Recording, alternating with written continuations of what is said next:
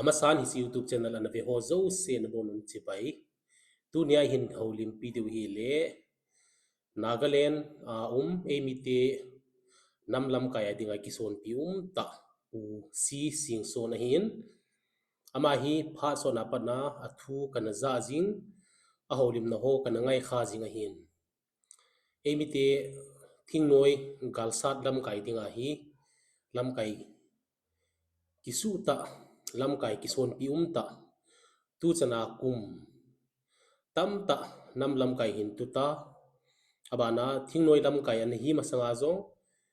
Kuki Innpi Nagaland adinga General Secretary an hi 1993 Ukeng te to yung kiboiwa tangkhulti ho politics phatlo zia Nagaland langa imi sa teo ahin to kha ta zen alo theilovin imi sa te zong hin theina ding le gamle nam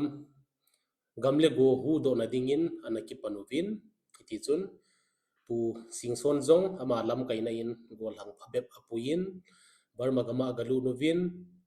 nitam ta lunin Burma gama agazu novin amunal hunun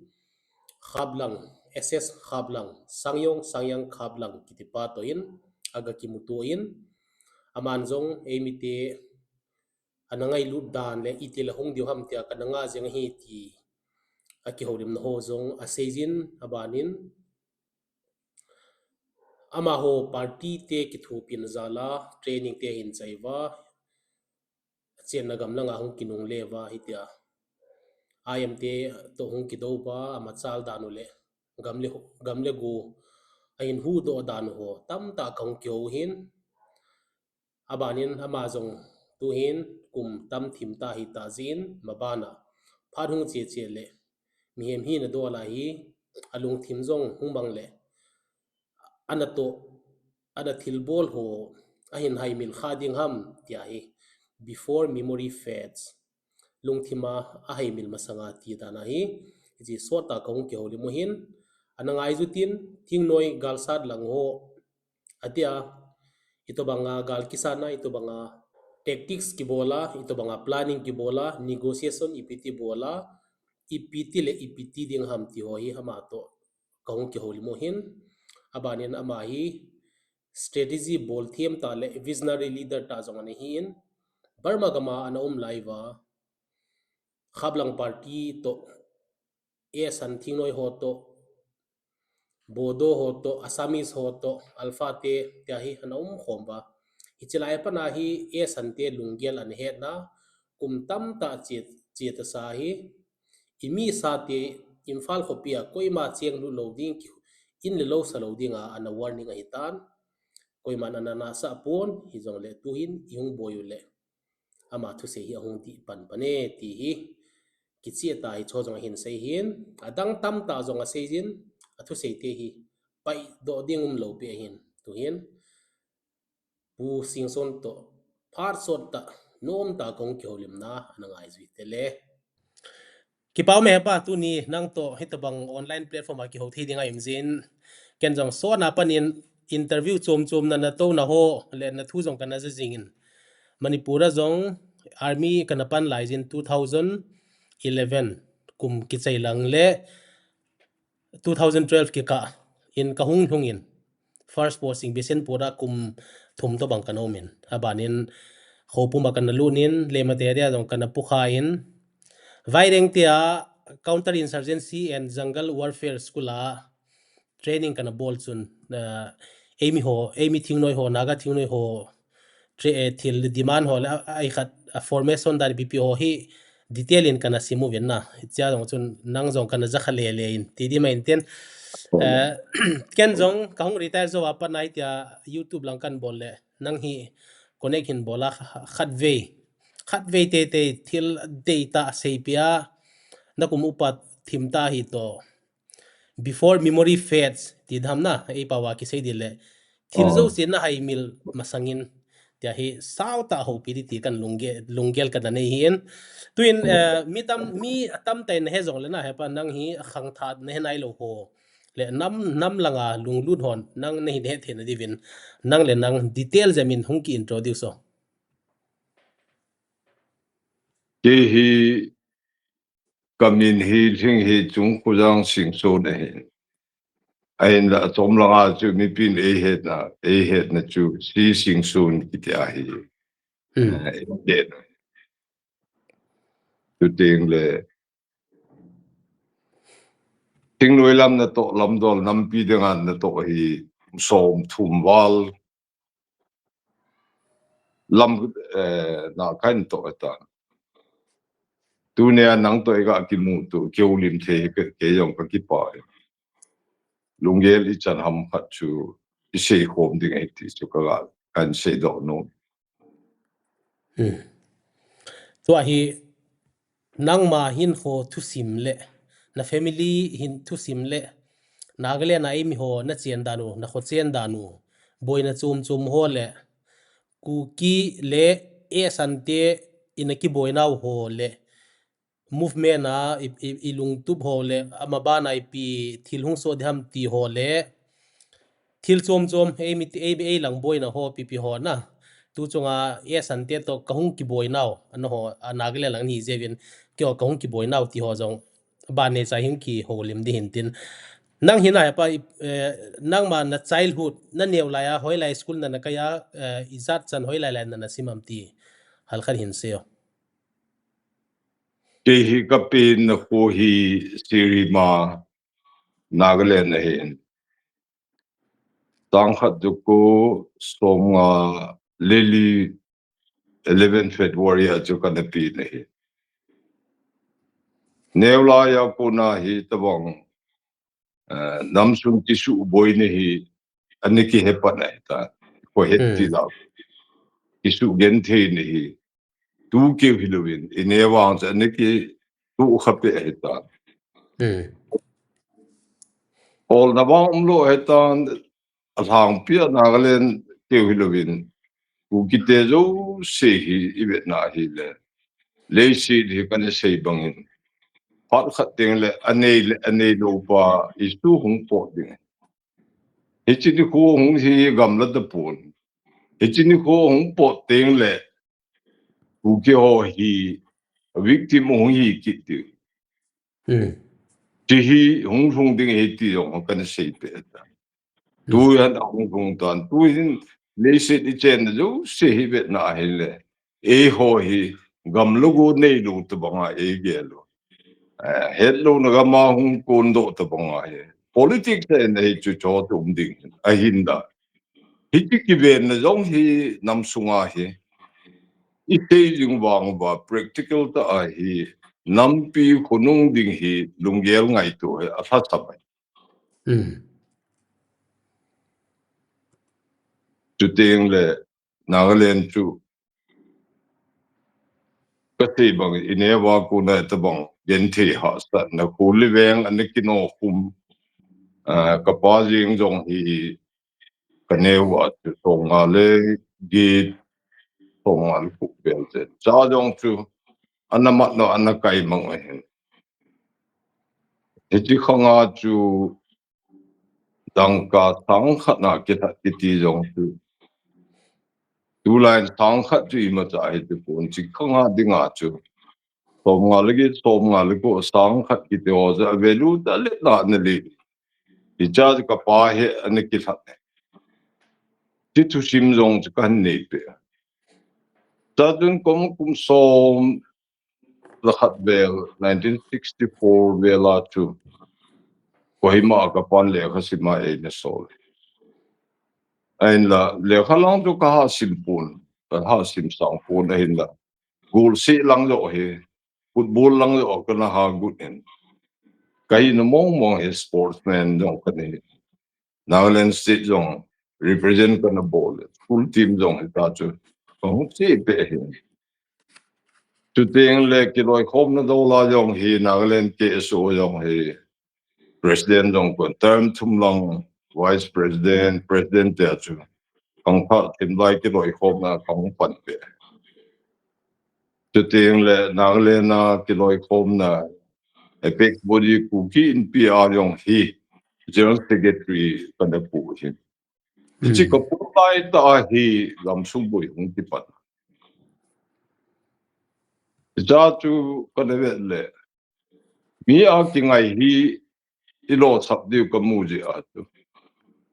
nam dinga thil phai bol no ma nam pia dinga padela no ma hi le eimata kipat ngai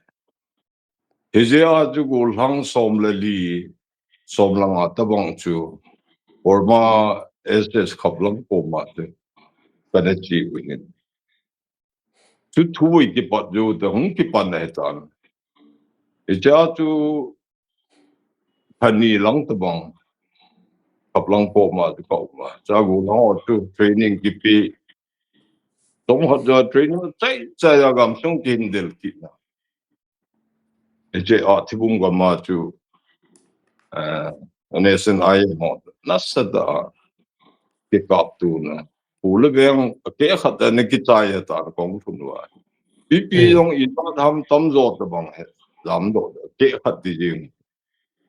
ti cha je pat an ne ki la ule beng ke hal pha chi dinmun so ne ki nei je pathin lung se nen pan han ki la pen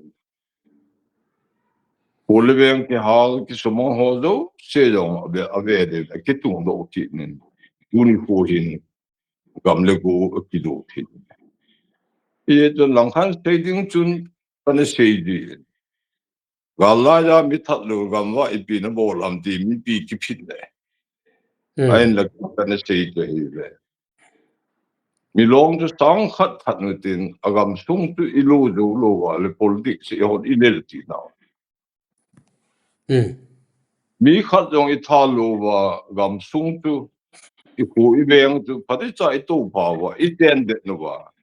phati cha I ku sa the ki no wa hi le politics e hot is hot ti Hiche policy a ju na ne ki to pa thi nu ti pu din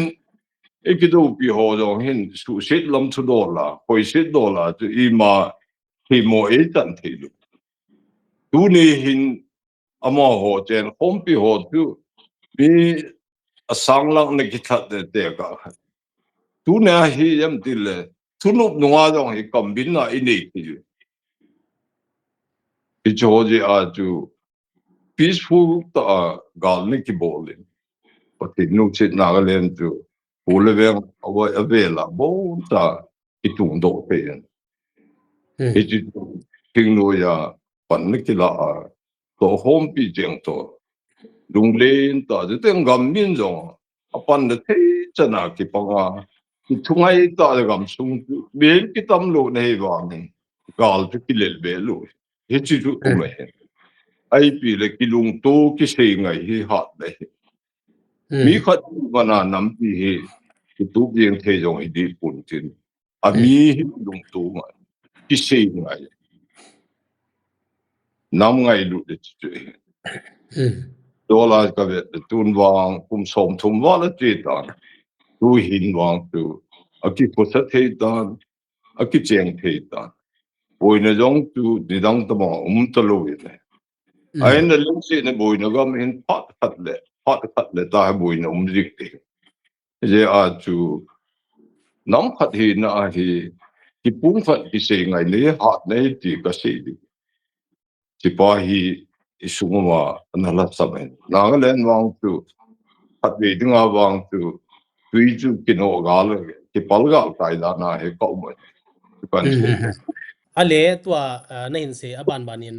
ken jong detail tua nan se hi brief na chom lang anang na hin se hin azole detail ta kan do di jong hin tin nang hi na o ngai le pyo neu lai na ho upat nu jong tan tin Amitabh Bachchan na sahensa movie Amitabh Bachchan to na oso no hung kilowin na oso mi jong hi gim ne jin na nang hi thing noi di momong thing noi mi di momong to bang na hin le kha hi chan momo na sim ham he pan nang ke chun le kha ka sim sang lo pi ta ye chu tan bol khil khat chu gam le gu akine ji a chu paul han neu khat ji he na he jong de ili ti chu lam chum chu man cha the hi ti kinep na pa lungel ne ya chu info kan gi pui ya chu le khalam wang di chan pi yong ka sim ha de tom chu ka zo ham no ai le na pa hi na neu la na pa hi ana ki pui manga sang khanan na lat do na tin koi ten ana pui mang ham NNC khang lai acha NNC khang lai azong eimite ahin thet danau ti ho ana hitam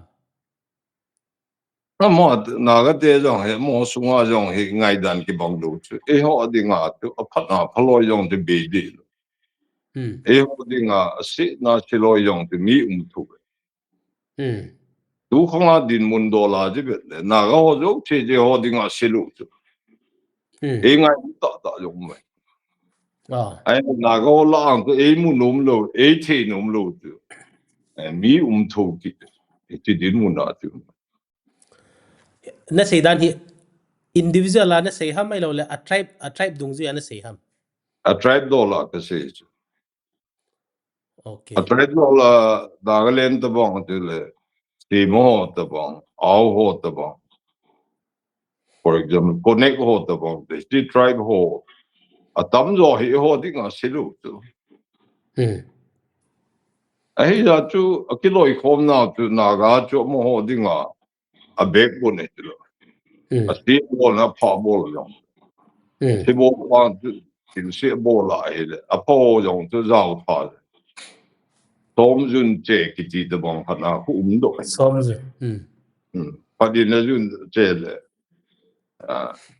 a som pi ju min si wa ta bang ti sim pha che a mo ho dong che ti na ga nomenclature a he si ngam na yo ani ju na jong ki na the ju wa a hi wa nga mo ki khen the lu khat na ti nomenclature na ga hi aman tim to wa he le a mo ho adinga ai khan tu na jong tam tam ya chu Indo tiền là cái gì nè, thì họ nắm xuống hoa rồi. Hiche bảo chẳng nomenclature gì à, cái lùng tu lo, cái gì này lo, hạt này lo và hạt mò na cái này rồi, tu hạt na de, setback tâm tại cha cô na he hung pot đó cái mu. ai le tua nang hi na kum zong ana upatan na naga te hin Nagaland na naga te hin Simon Commission na Simon Commission 1927 baha 29, ha 1929. 1929 na hichilaya signatures so en bolpa lengjang kuki hi nang in ne het khama ma thu simi pi sei the di umam Cái họ thì chú hàng chú cái hiểu biết sẽ nè tan, mà họ就biết thì cái họ hạt thì không bùi. Ai lấy nèว่ากูน่ะผู้แรงจังกิติจูอีกหักทุสิหมดจูอันนี้กี่เหตุผลนี่กี่จะจีไอ้จูอดัมไลตาสาจูก็มูโลปีจูเป็นยัง ama thu simna ake langhon amanipur langhon kya het be lo ai wanga lekha ipipi hoi lai lam khana lekha jong kana sim khain naga ten memorandum ana pi lai win na Simon Commission an memorandum ana pi lai win interpreter tubha paule na pangham ipi ham khanin ana ki za khain na ama nangin na het na chanin puleng jang chung sang thu hal khan hin se temo ama hi apin nei tu present parent district training nga khu ano ko sa yun chu ting le hi chao ku na chu British le tu jong ke ho the da pat an ni le kwa chu interpreter na pa e hon lambu itiu tu ba se lambu tu hu yin tin mi se the da jong wang che nei da til bol the na jong an ni ya chu a British de jong chun ta san na thing se da ni che ma chu a he ya tu na ga ten jong tun ananga tiang sei ding khan a tu ni ko sei che bol the tam pi jong le he che lai ni kho ding a chu hi ta bong a le kha chim chil bol thi ki ti chu be lo hi chu ye bai chu mi tum jong le tu ni ta bong hi hi che lai khang a ding a eimite chu bol the na tam pi ne ni u leng jang hin u sei khwen ne sei khwen do ngel ama ho bong hi DC office da head clerk head clerk na head clerk ni mulai phan ati nga chu alien ta hita dinga na tin hi ba cha mo chu te kha na NNC ang chu government na to ba ma na te NNC adinga cha sunga da ha pa na pang ti ni NNC drafting committee aya ko member ni chu ma acha ale puleng jang ipi phung ho ham ipi phung ho ham puleng jang hi leng jang khung sai sunga hi ba mo khong puleng sai jang na khung sai ti sei khen hi le do ngel chi so ki pa na sa ta pa ni la wa agam mi hi na agama cheng hi wa tu te sion agam mi na to I to chu I ho adinga dap na hi ti lungel ne ya chu NNC a yong tu na sa ta pa ni la to we bol do chu chu khati ki ti yong le lang khanin 1929 Simon Commission chu na ga te adinga tu sim tu mil mo tu sim da hi na go zo se yong hi de lo tu ya chu hui nên không cái xe ta thế tiếng là Nagaland hi Nagaland trên không bị hồ hi kết vào này mà đây đủ số mà hồ ahin là pa ma cô na Nago hin xem phát thế lùng thêm ở sụp xịt này mà Manipura cái lùng tố lâu gì pula nó ta bông ai tua hi Nagaland Nago rồi hi chặt ham phát lùng thêm ở sụp xịt lo dùng ai vàng à tu dinmu na ibet na le Nagaland na Nago tu eho adinga nung chon lu ba phata pang lo yang ki thu ichi mission ha de ki ain la eho jong hi to di ki he ngai aga ni lung yel jong he ngai de amo ngai da ni piam ti jong hi he ngai de eho nam mi mong hi now hi meet the relationship ibon thi lo ichi hi imi hi now is set back lin ben khat ichi ain la Nagaland na chu tu dinmu na hi wang chu minui sa chang ta bang ki zong le I right ni chu ki tu a ki hin ti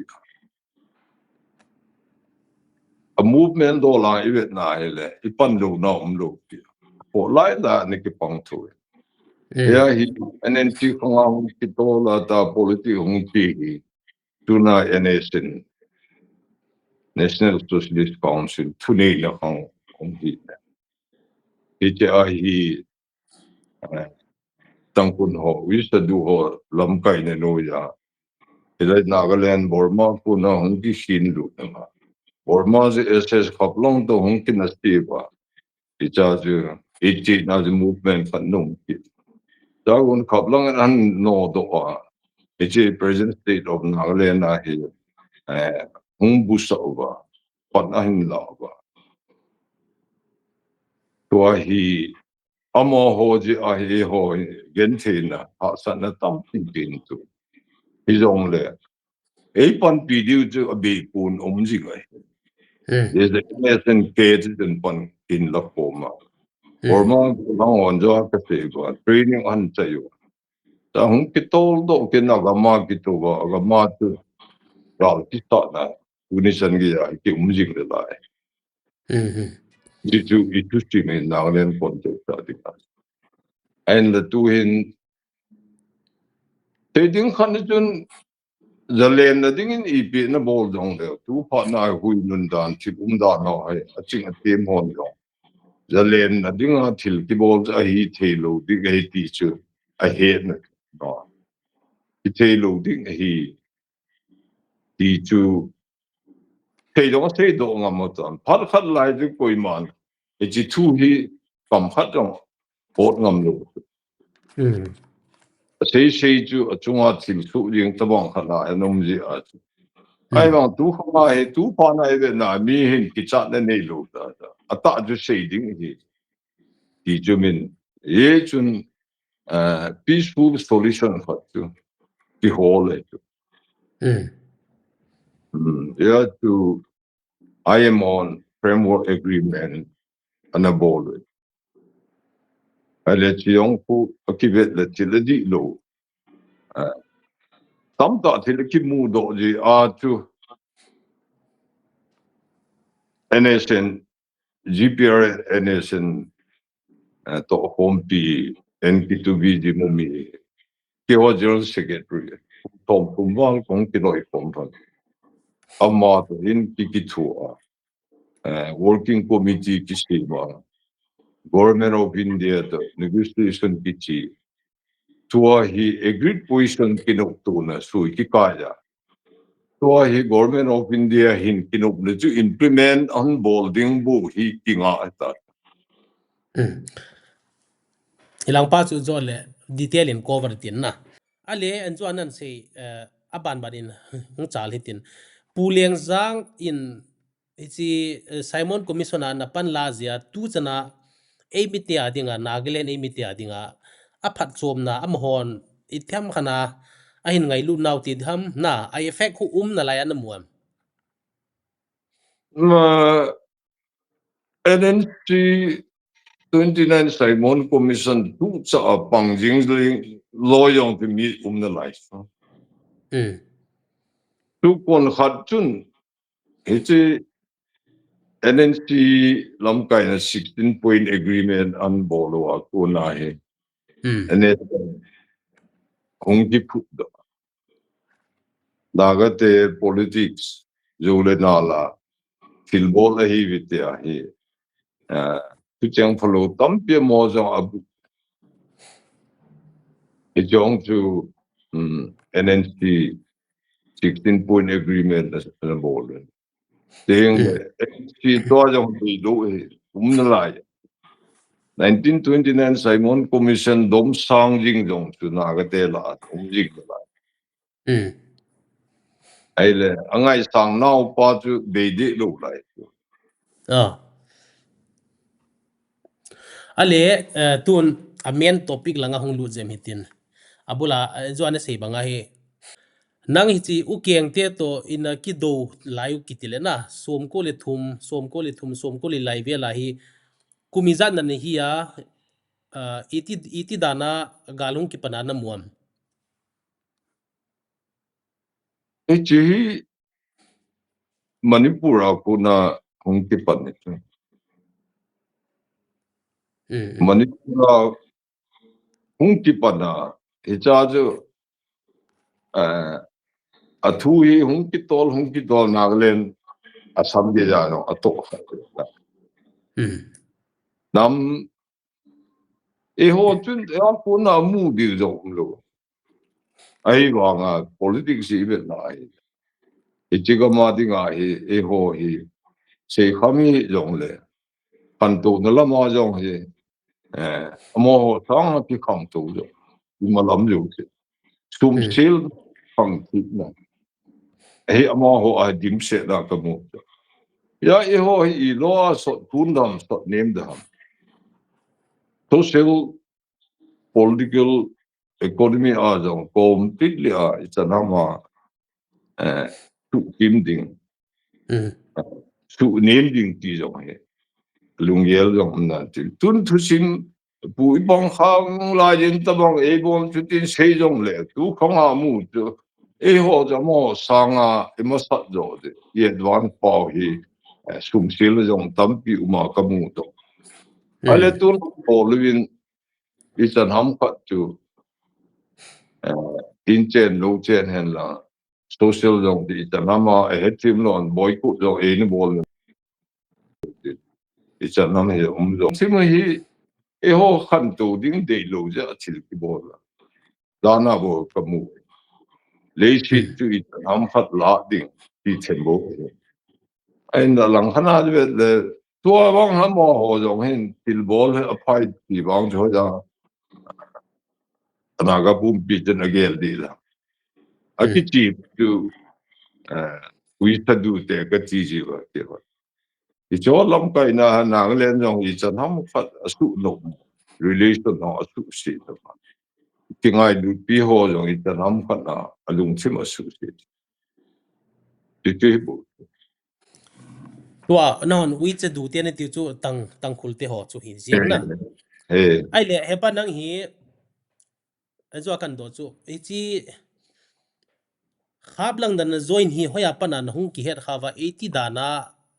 line na la 80 dana Burma lang na galut khaw ham Burma iti na muiwa do Khaplang te ho ki loi khom na hung ke hung ki tha tu hung ki mat wa chu Khaplang langa loi lu gul ni ki he phalu I want the relationship wa mo lang jam do la Khaplang jong a control area to expansion on bol Nagaland umtah ai le itil hotline to e ho chunga til chi on bol e ho e gel ho jong te mi anu ma loi lu gul ni ki ni jin ti amo ho a tu a ku na tu ni ki ho ba Hiche atu lampi ho ki chin tu pa na tu gollhang ho chu ka puja ama ko lang kana ju nang hi 80 dana lamkai na pan the ha ha nang hi 80 dana lamkai na pan kha ham ni chi la ya chu thing noi ki ti ai da ke ka lung lut lo chu General Secretary Kuki Innpi ka pu la thing noi di ke ho de ti no che bin ke khong nu ai thing noi mo mo ki ti thalup ne ka nei lo situation dinmun comparable kha na chu ni tu ki sei le tun ke jong ti jong le chi khong a chu ti le man thu til thot lai ting le ni hi lamkai diang ti ki mu do di do ai mong mong ne hi mi social media jong pai thu at the same time Nagaland na kyo dinmun chu ka vet dong pha na chu ke ta ka ti ki pa ta chu Innpi General Secretary jong kan hi kit na lai chu ya chu lamkai chang ki ho home ni ki ni ya ta chu gollhang som langa tabang de khat le dinga tu ani ki puja de ya chu Khaplang tu ka ki mu tu khat ni tom ni 28 days lang kenga lam pa zon ama kom pun de dinga ya chaman Khaplang in asei hi ku pyo I ti le nong run di ngam te ka nga jing nei tu nong tung ta be ale ene ni khulai la du ga tumbe ga gi sei gi le Khaplang hi Eastern Nagaland na ku NNC lamkai nei ya jama hi chi somale ku som gu be la chu Burma ko na hunga kohima ku meetinga hung ting le ku sei kwen ina tu pan te bi ka chi la jama tu sin chu sei kwen chu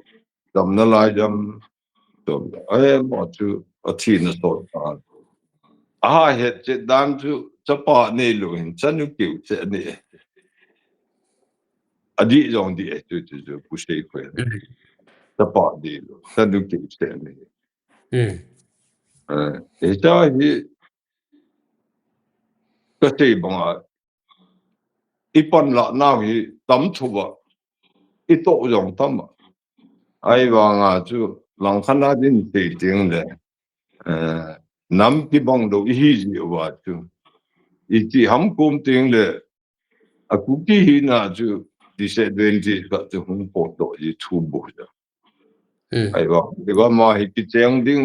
yong ki ti den in cheng yong ki cheng cheng ding le se ti te ba tua hi Burma itina galu no ham na journey na the journey to Khaplang ti hi ngai nom umma ma di hen detail ta hin seo a thu hi Burma gam kiti chu kizabu hin isa ki chun du khalu lang khana lung lel zo kisa lang khana chu pu na ne ni ki hi ji a chu to ngai ne ta ki kal su yen thei wang dum chen sun le zana zan le wang le ting lang le ya ki gi wang le connect ku chunga ki gi ito bang yen thei ji hin kho ja e ja dinga phachu me jong le ki chi lu mai thi nam pi dinmun a sat pha na chu to ka cha pa ne open pa ko apin ju wa ka chi do kum som jo ka cha pa kung ping e personal patusim edi bor mo gan ka ju na ka po jo kum pha hin na lam pi a paman po nui na jong tam pi ul salunga lam pi jo ne le cha jong pi gen pi lam ka wadung tui long ho ko ti ki do na ta ni ki kal su ahin la lam pi kunung ding vet na achu ka gen the ka ta pa chu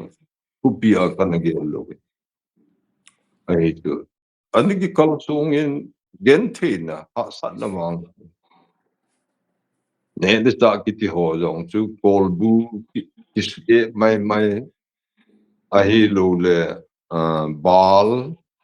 ki ti ho ateng le thing kol ha ki ti ho bu ki ne a ki chi an chang ki mu pa mo na ko an chang ju i za tham khat ki pu a hi le lamkai chan ham khat ki ne ti nop na wang chum lo hin alang thana se dinga nop na hol jong ti lo nam pi phunung ding je ki vet na hi le e ma ta ikipat na ti li bol lo wa hi le nam pi chu yam ti le dam zo lo ding kadam lo te yong le na ga len chu ka chen ta lo di ki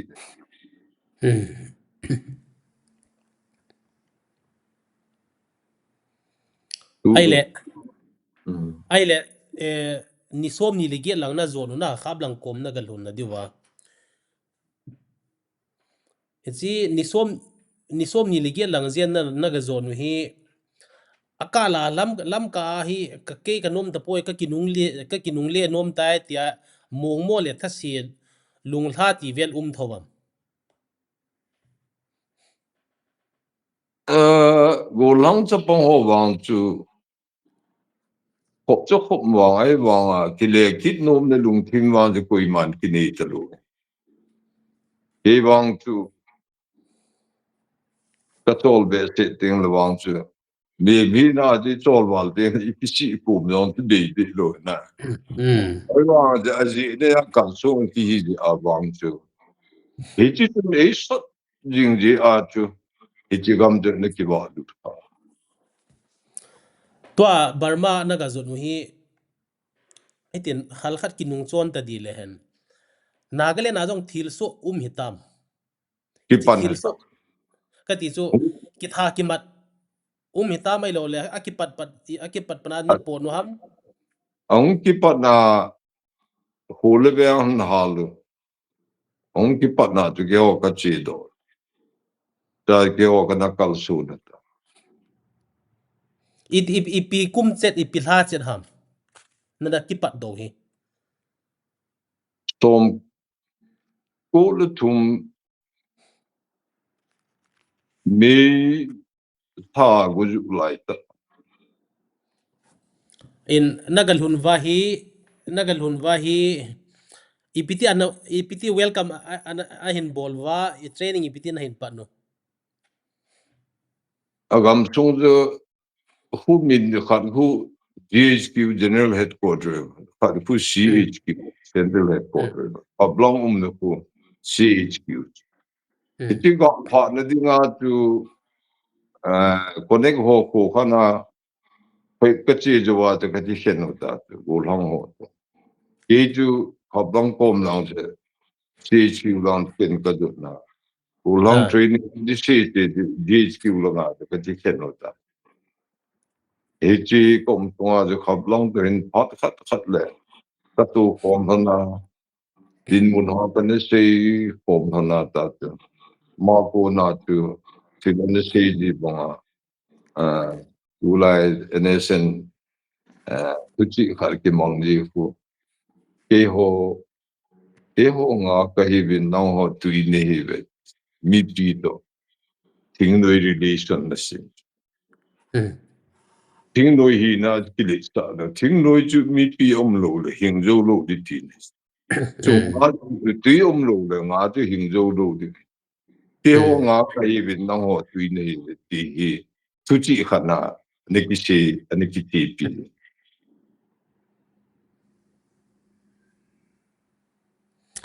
ale abana hi thaizat na go muham training ke chu than ni lang mai kom sa ji chu kam song din mun ja kong ki le ki ngai ko lang o chun phathum training allow ha ke chu kong ki le ki de chu than ni zo wa kong chu political mobilization ho kam sunga dinga kong ki de chu we ta du te hi de mo pu sung a ha lai tau nin ga chu lu jong chu ha sa thu ai ga ne ki lu na lamkai pe ka ne ki to koma le ne ki sim ma e cha chu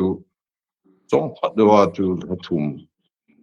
ki no ta wang ki bol la thum te thing zep hi jong le gal kap te din man pha na chu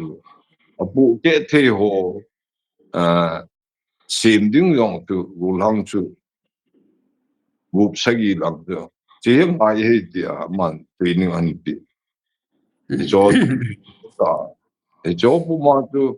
thing hi jong thing a chu hung ki to do ai de mon Burma ku na hung de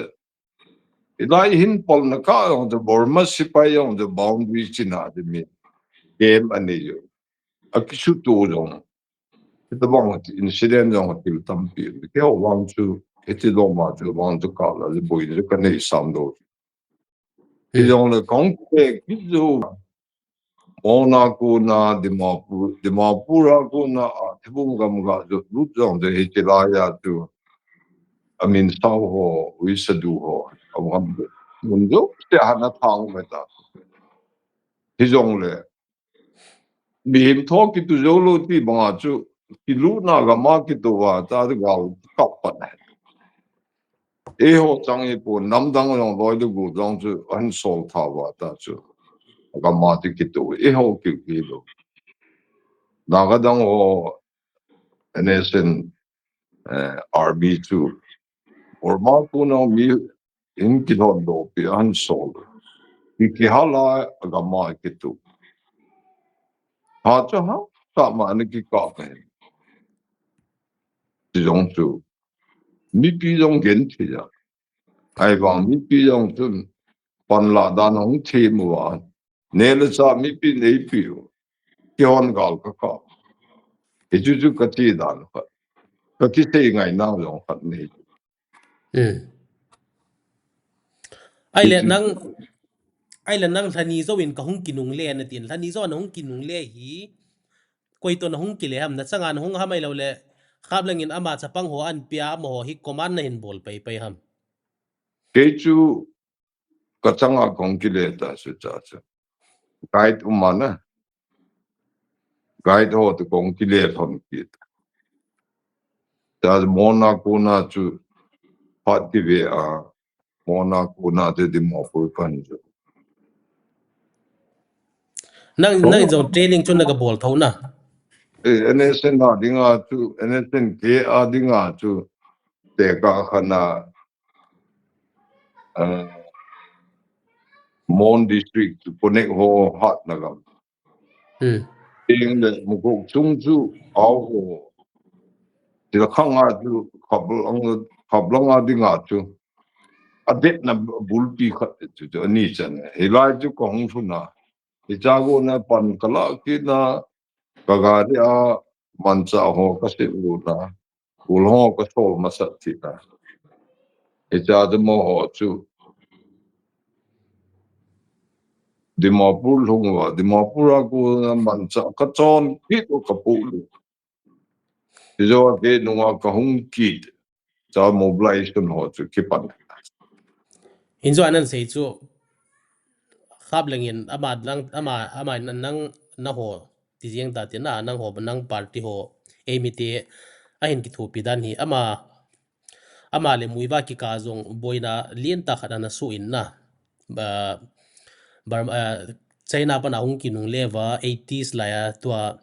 Eastern Nagaland langa konyak te kho khana ki boywa konyak ten mi som get valzen a thau ti khadom in hi chu na het kham to sim to 1980 na cho mo sunga movement khat na chi ana cha ki connect ho ti yeng tin Khaplang leadership na no ya Khaplang kholi ki to kholi ki pa hi general kholi army lang the 18 movement khat ma to we should do ho ti ana hat ti wa yong hi min version chum nei jong le dinmun huhdoh lo wa hi kilung tu no khat thei ta lu de a mo sunga de to boina chu hung su khai a ke ha bol thi san ha lu ne tiếng de thi san ha lu je a ya mo ki ka ki du ne sa la ta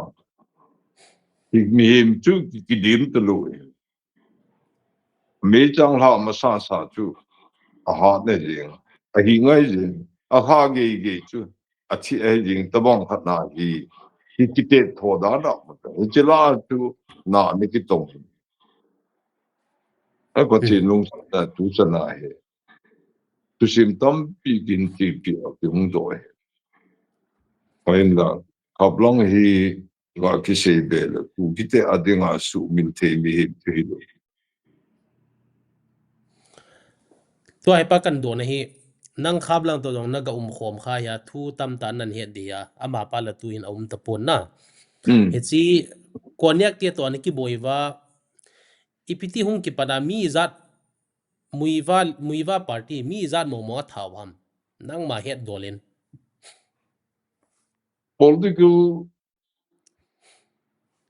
politically have differences o jong olo la jong hinan tin ai wa ngai ti wi sa do ho kun agama agami ho ku amo ho lungel ho luwa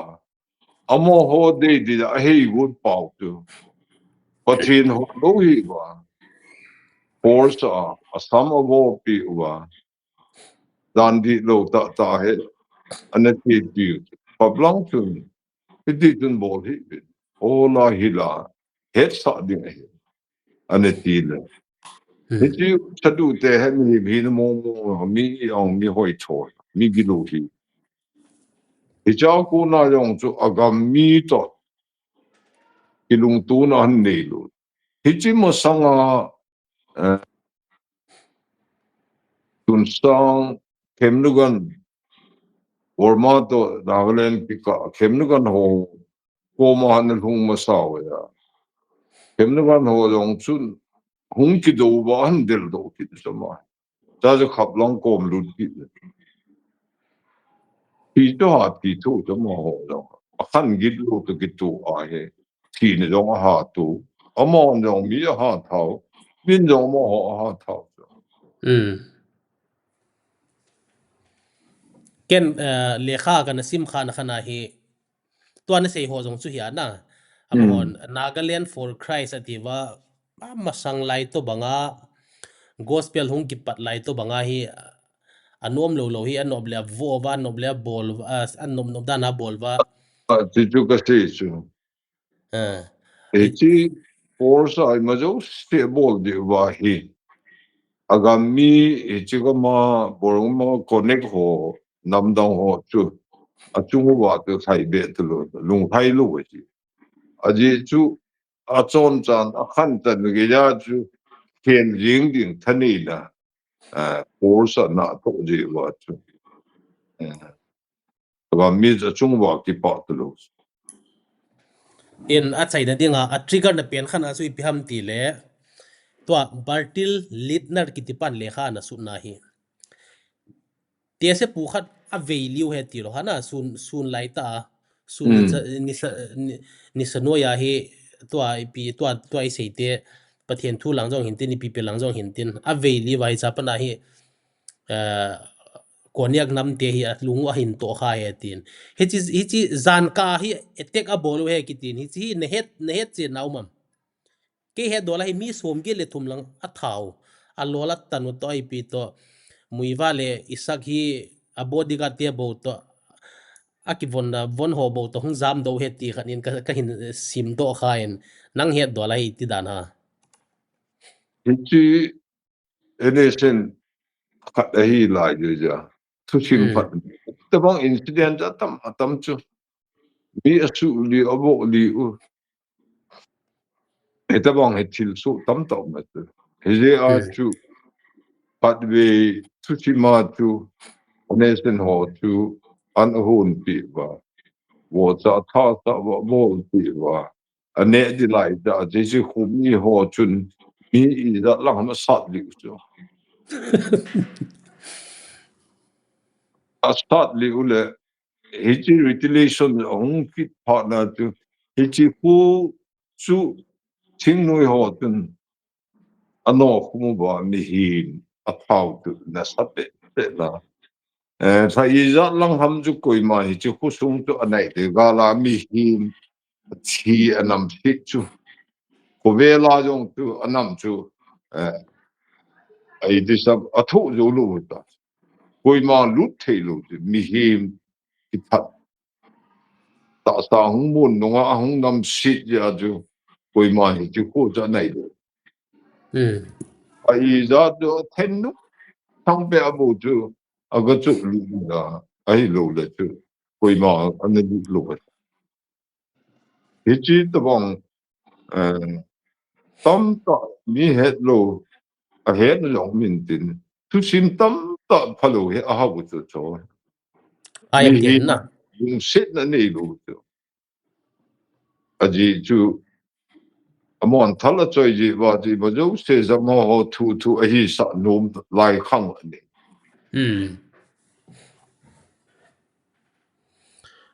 ai le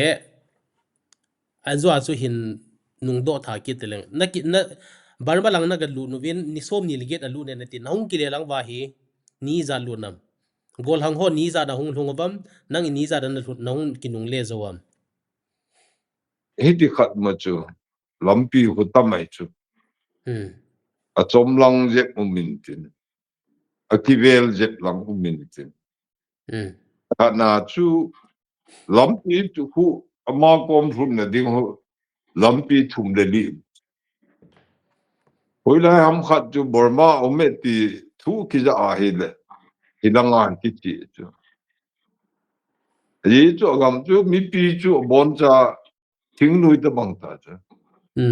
mi pa information chu bon na ti lang ki chi amu le ji lang thu hung ki pi git na wa chu ya chu kyo chu som lang chi nom jong le de chi hun long chu ti ba le lam chum chu ka ti pi hu ta hu Khaplang policy ko na tu in agama ku in ja khat khula chu in som ni la do in som gi la chu in som la do so chu hu ka sim sta ya chu thing no ji chi ting le ku sunga chu ti gi pa the ja ji ho chun a thing no ja ba u ta chu hu ku i zang ham na sim ai wa nga chu jom ber ga ki sei git le or ba ti pai ho kun a khu khu khar ku sagi ve chang na ha sa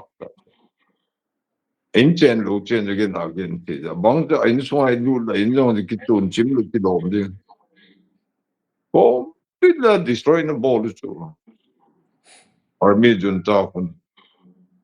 do zo na ke ha do an ha su gen ti jong pat ta thu chu mo ga mi kun amo khun Khaplang hu pathin ta banga nei dio kidan dan tu chum be ga de se min aga mi tu de aga Khaplang le pakai su ti ke nu du yin tin ki ten ron le Khaplang nu ko ju pai di he ti ki jang ne se yu chu ata sanda ne ju ka ti akingai na da iti ko ma chu Khaplang hi ga min ta sanda nei government na ne ju chu iti chu dinmun ne khat chu kan se ai le tun hit a hot langa hung lu jemitin nong Nagaland gam na hung thun wa hi ichi uisa du te to hoi la ya na kisu tu ma sat pen wa Thibung gam tu yenga kyo katu amon hinno kumu thibung ga zo na lang di ka ki ha bol chu hung jing wa tu mi som gu da khat che hung ku ne ba ki ho tu som bi lam ta bang ayo mi pi zong de ki pang phom jing ha boi ting le mi pi yong tu me chang pha le pang ki le tu ya ha tu a ching angol ta ki pang phom jing mo de ki do he ka hung ba ki ka ta ki le ki no kita ni ki bola chigama ki ka tu mong khu som le li ve tu ba ni ki ka no zo me chang tha sam de lo na ma ho je mi a headquarter Hebron chun ngai he ka ti a thibung gam in tengi for years cha ko na hong le it hardly takes 2 hours on the kenga hong yong nan zo tu pai ju ta e ho ko hong chung pai ya pan sa ala phat kin pe am ti le noi lang pai tam na e mi ho chu ni pi ko i ti na chu lo huhdoh we lang chen hong ta we ti tu tu hin pi ke ho de ka ki jin ti no ta tu ke kap ste ti jin ka ke ha kap mo chu e yong tu i doi ni jong nan ti me chang ki sak ni jong ni ai ba ma ho adinga chu mi headquarter da nei ji a chu noi lang pan sa me chang chu so de lan pi an pe gu ju ba sa jing ji ai ba ma chu ke ho jong chu apan je ki pong ta ji ki ka ma ki cham di lo ki sa ale no ho hi am ho chu Hebron to kinai hi an no ho hi hoi langa Khaplang ten hit ta hin pum supply zieng ham ne ma ko na tu ale chila ju ke on di ma purang kom ta tu tong lu ki na yu ta ale to hepan no ho hi na hi mi som nga som ni bu to na lut ya hit tuan hung ki kap tu pat wa hi mi zat vel na hi uta chila ju amia na ga dang ho yo ke a ho chu ei be la mo chila ki pang ko mo chu ah men kha hi na tu na mm ya tu mi som li a hung be de som nga cheng jong ko pha ji ai mo chu som se gi ja khat lang phot phot jong ki to ji be chang man cha tu se na hung ki to ji ai me mo ki nung tol ki ji tao tu ale hitia sei dingin to a thibung area hi ke wang chon kamu jong kamu khanai pon na khat ve che te ding ka ti hen khat ve chu ola nangum sunga ka hung le hin tin hi chi nang ho Burma lang na galut ka wa hi khat ve hung hal hung bulu chai na hung ui ta ya ale nang ho lo ka hi koin an ven ham thathum thali tu DNV kita volunteer force khat ana si mo na TNV ga GNV kiti gamlen am weng tu kiti khat CNV kada si mo anale hali mai neu cha hoi lang la tu wa ta tu ana pang ham wa na ep ki kap tu ho ju gun hi jong le kita bang khat gom se jong gam mi adinga tu neu khat lung mon khat anh ấy họ chú họ sát thủ chú sát thủ sung à kỳ tu mà agam hắn lệ dal kít chú chú nô bang chế đó amani pulanga hon hin deli tilala ake hole ke ho zo ki vetup zo lo kana hi kid uvin na chỉ lại dinmun vang chú một na vang chú lo nuôi na yong lo mi pi chú chú này ra na lùng kim ta lùng khăm ta ấy bà cái ông luôn cho cô mi pi ông chú này chân ham khăn lùng lết na nề ta thế ta chú chính nơi kêu dòng cho ra cái phòng đâu để làm lòng khăn này nếu là ta mi pi và cho mi pi chú à mi pi chú nếu là ta mi pi đâu bà là mi pi cái này ai pi cả tất cả ta hay là dinmun chú thì còn mi bu chú ấy mà đi cái việc tu mà hàng san ta panela lu wa hi le jing ting ile la le mi a hi ding pi nai chu he chi lung tim chu mi pin jong gam le gu it na jong to an nei khaw wa ti gam na jong an nei ju ba tom ngai na jong an nei ju he ta chu ting pong po ma su ya chu ting no hin mi pi se wa nga i chang a pha thi ti lu ti hi lam khana se ding ting no hoi lai mu thi jong le mi pi to ti he tim na mi pi to ki dung to a pan la khom hi aga te nga jong a su di chi wang hi hoi lai thing noi hon jong le hen chi hi thing noi mi apoi mo dan hi I mean mi pi no he ngai hi thing noi jin no mi pi to ki lung to a pan la lo hi a kho dan hi hi hit tim chi le hen wang chu gal zona ma chal na te ni ti dong chu ka gel di apai na lunggel dan hi ake holang hon la ami pite ho mama in la security force ho kapuile lewin kami ka sa teo nam gal ka bho ka ki tha sa jiwin si podat umtah ka jong in tin ale tua hi chi phat lai za hi ke hin kana het a hi kan het a hi pona pa ke hi class 3 ham 4 ham khat anasim class 3 4 jong hi hinte neu cha kan hin lai ni ta naga gal tia kan het tho hin na konunga hi lekha simlang lunglut ka hi ja lekha bu chom choma ka hin sim to mi khanglui ho ka hin ki ho pi na kan ka hin het hin tin mauge na hin zo mauge na zong e lang manipur lang hin zon mi tam ta ki thati zong ka he khain ale na ho na ga le na a thi bunga pa na kohima area la bazar laila ve lai ta business bolti ding ham bazar kai le ti ding ham cho hi boilo ha mi tham ho July partner the boy hit them Atibung July to Vale ha sat partner to second hand bus khat dom kana chowa kana si muwa ta ju atibung the Dimapur bazar kaina atibung Hiche 96 to Kuma ke Burma meeting a kachi Hiche Burma ka uma chu Hiche bus December 19 December 9 December Hiche ne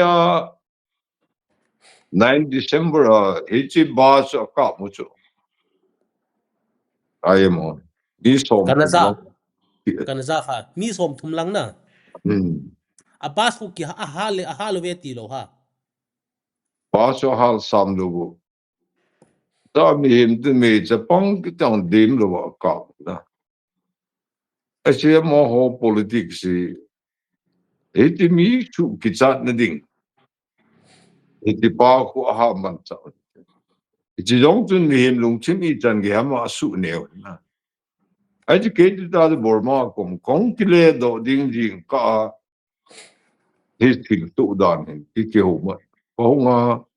border kan pa chu chi chu hi atam ting no ho khat ko ki mu thana ka ke ho thana ma tho hun radio ki dok jing we thu su ngai jing pi bang ki do ka het nong chi chu ka keu lon le kong do ti ko na hi chi boss ka ding thu yo hi ka da ta nom ki sa do ala Christmas ta mi pi le pi no ke kom ki do yem ti leng jo ka so do lo o nun ka ti ai dong le til tu so ta mi mi da ti ti lo di ma pu du nga jong gollhang je pang bazar la down sunga ai pi yang gollhang mi ni le thum jong a lo la ta se bet chi na e ko ki su mi lo pi tu cho vì vì na chỉ cái tiếng này ni khát tiếng này cái lệ thuộc này à lệ thuộc thì ông không thuộc bên trên ta bảo chứ cái lệ thuộc thôi oh nó nó mất sát đi rồi na le thu nau hal khat hin se ti mo ti chi bas ki hal zowa và số ba con na chú cái gì chú đi mà pura có đi ta mà hát na muốn này số 96 cha chứ cái vô lăng đi con bùi à thì mà bùi na mình cha con bùi là đi mà pura con lu lăng à hôn lăng à cha bùi na chú đi mà pura operation thì không kipat hết cha dòng cái hát thâu chứ tóm khát đó rồi na cho mà tao lụt thì mà pura cái sự chuyện đó mà lên hồ dòng bố na dám độ ta na hona su thiengu na cái cái sự chuyện à dòng cái hát ke xây nông cho ta na biết thật đủ rồi mỹ dòng bảo đi dòng cái đẹp tạo đủ chứ mà cái mà cái bộ rồi ta chứ cái sự mong gì dám thiên hi luôn thì mà pura ổn độ gì public cho tao lụt chứ chứ không mà cho nên cái bộ no chu backup na ni tho hi na pu Khaplang ho loi toi pi pi trong cái đồng mi Burma lang kun hong reason kun hong mi jani ja thum lang du di ma pura ki to ta ka sei dan hi pe to lu su ti ngu ta e bron lang ja pe khat amu chu hi jing bu ta ai le nang le na go chu i chan ham phat dong chu ma ho ku na de hung do wa ta de ke lang a ong pan le a ki pan hom pha na chu amma ho de nga a ki sel long cha ha ta yen te is a ma ho dong til man zo ha tu tu aji chu amma ho til bol ma di le tu lo wa hi le alungulin che de ja mo bol a cha bol ting na mo jong mi hi mi ta tun chang la yang bo de la ki de ling ta cha tang ko pi sunga ko be thal ka ma bo de la ki ki that la ta ki ti ma ta amma ho jong no ba sa di lu ai chu kanung gel le chi khang lai dinga chi phat lai dinga hitia ngai tu na ilungai ngai tu jiang jong le hin as in tha da ahin tha dan ho pi ho hi pu na dau ma jiang in to ana hin se le abul ngai ki ho na to hitia in su tu le amahon jong Burma anom lai wa Eastern Nagaland anom lai wa konya go tha dan ho da hi cho khu khat te lunga mang lo ding na le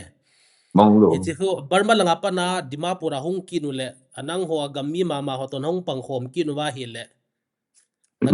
galte chun na loi pa hi na gol pa hi ti ham English pa wa the enemy of your enemy is your friend ti ho hungum di na di mi zat mong a figure in hi le eimite izat Dimapur context bo wana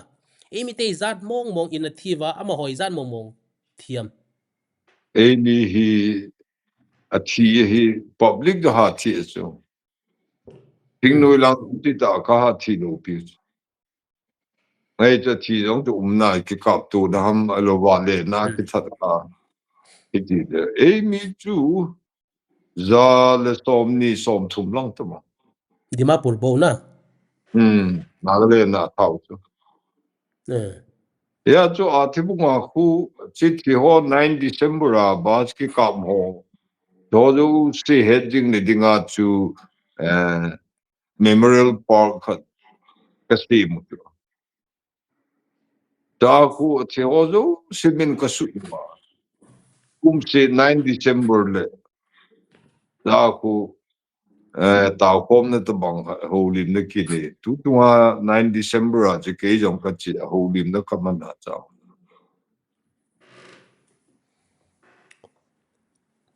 Hiche a specific de win na 9 December nang na hung thun to kilona hichi chet 9 December chet phuba da gala danu hinse o phat che sa dong hitan mi zan na ga thawa ipitin na bolwa Burma langa pa na hung thung ho to hoi lai chet na ga bulu wa izan mo mo na ga aki bol dan chui lawit na ga bol na danu le izan mo mo na tha do vam 9 December pa hoi le enjoy ka sei bunga bas ka ide chi December mi bazar kai num lai da di mapura dinga mi pi chi ho tu alam tin wa ka ai wa nga tu atam zo khu mo hon a thibung la da dinga chu hung ki tol wa agam sung chu su le jana chu me chang ging ding ta amo hu ki lang hi mo jong hu ki ka ga su tu da na tom ni noi lang hu ki lo ti ki ho lang wa chu a chi mong ki su ka ti tu tam pi lo pi tu ma lang gu lang ta wang tu ki su ka pum po khat len ni chi bu tu ya pa ti lu te na chi gam su ko pa ti ni nong phat ta ve tu hello ting ki he dang pa to bai chu tua kan do chu amahon jong mi tham mi som thum wal jena thau ya no jong mi tham khat ben na ga tha lo ham kati ta thu ne de cho de ki sim nom tu lu tu ai wa nga hi ki ho hin cái nào mà mi tham ga tha ki di pa hi ki ho no ha pom lu mi tham tu tha nom le tha tama tam ai tu e ho chu doi le tu de ya thin bol hi pu bi I chen nào gam sunga chu I chang he under train na import ne wa I gam I hu I le shi tu I lo a bit ke ya I chen the di am pi pa hi ji a chu git lo jong ke ha bol the lo anh ki bol le mi long khu jong hui ya lam ka ka ha diu ta ai bang ken ti lo hi kununga e ho pau le te ti lo ju ka bol num du ai la ga mi jong ko pa bi ho bin da ja da ta kha te ni thu bun ti na chi ka ma e koma tu e la nga pa nga lung gen le yong a mi long yong te be de lo da e ta ba nga ho chunga tu eng sit ki bol te ki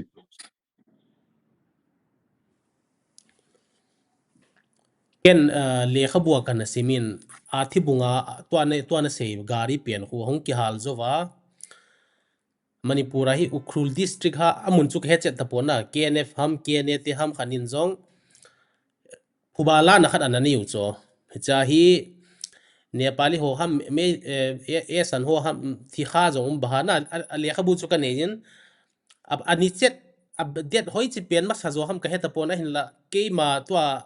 kamel chi dolin Nagaland na bol je wa eimite an zong Hiche lai pa chun kachin training ho kitin na an han ma mau zong hin eimi thing noi ho he pune lun party hi du bahana Hiche tua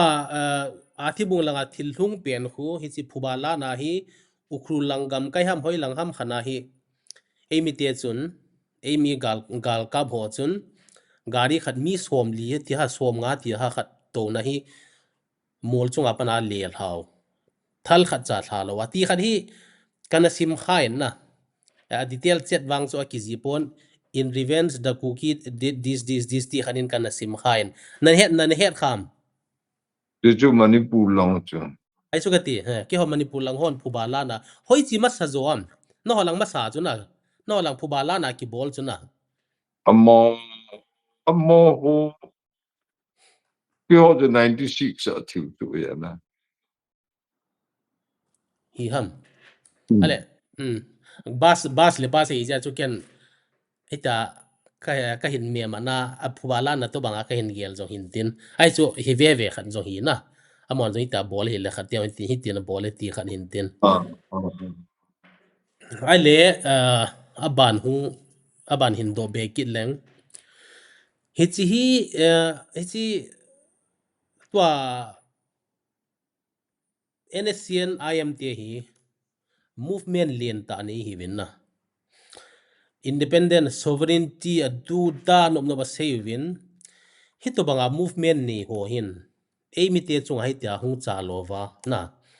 amo hole amo ho kisel gu na dinga IM mina e do lova NLG nagalim ga te e do ti khat jong om kin na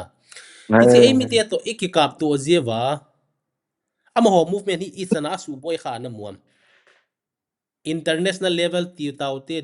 national level ti taute domestic level ti taute EPP level hi jong la amo hi ichana isu boy phawa na muam a setback hi international level la yong tu me mo hu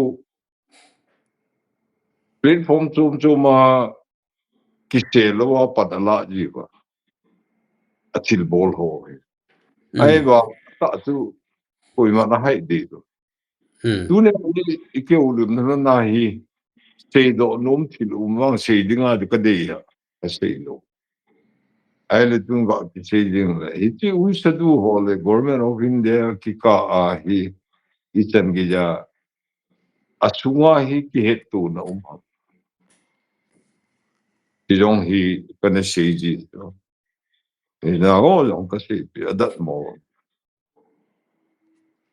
ya tu hi zo ai ki sei nom lu ai wa nga til he di lo hi til tam ta ka lunga ka nu mo ka gin mo lo til tam ana tu ne a hi Hiche pa hin ade sei ding government of India no I magel di lo asei nom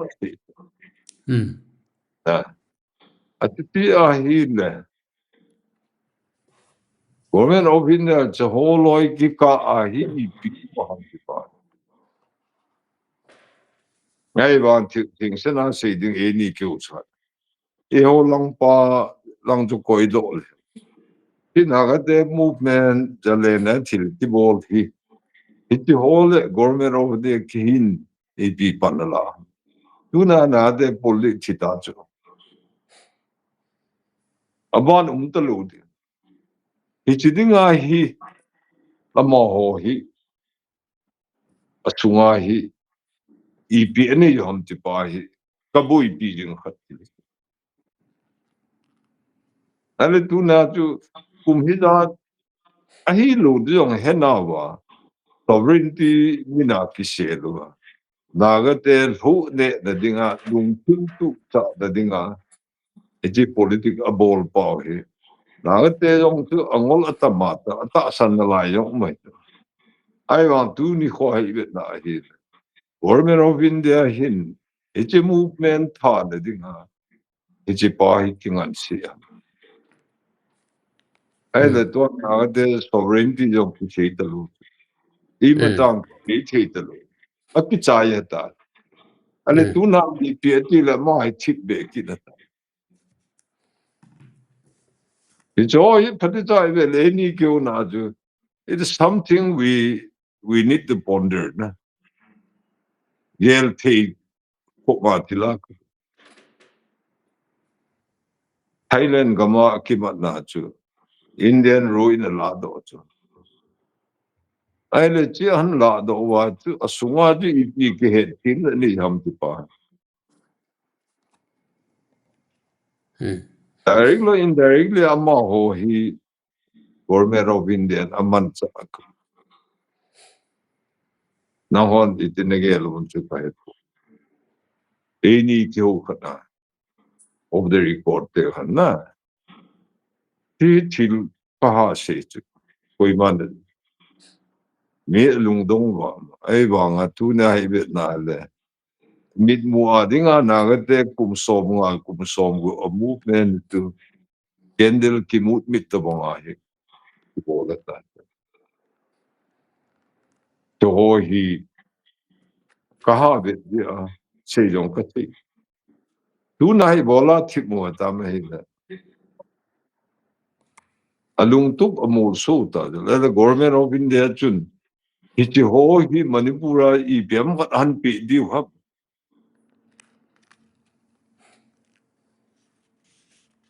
six pedal chu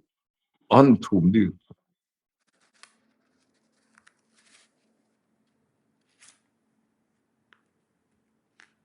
amma ho ding to khop se no wa to he government of India Manipur na go ding a chu IPN pi e ho in sta ke kit ti a ching a thim lamkai ho nyong phaticha ibet diwa ha ka sa aje tu ken kane say six settle to keep you with legislative power to constitution ve and provision Manipur integrity ke pun tin hai bang ke vai hom na khat huhdoh thi inon territory sanga yong the six settle ju ka dei na lai Bailing thu de loading colin no thu de lo e ho a ta inon territory chu center in a control tabang dinmun khu ibet na e le e chu le hai jong ke lo ai bang a tu ichi na hung pi khat ai ja tu hi balance ki bol jing jing a thil pian ti ho hi ka bet na hi to ai amon an thum di chu te den le government of India ka pi lu di han ti di ho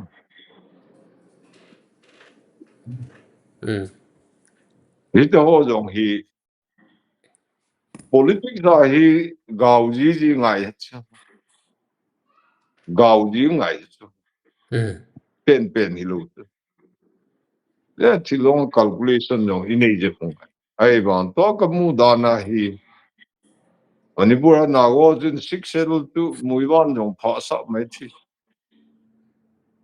aji chu ama na to ko na hi ma mu ta lo je a chu tu ne a chu kumizan ha ma lung hai na dinga thil abol chu tu ne a hi ama jong hin uisadu pa jong hin Manipura amite lung cho hol lo wa ale jing teng hoi la su mai chu tu ne a chu jong chu anan the lo di ta de hi jong le na ga de dinga cha pha pen se sik se lu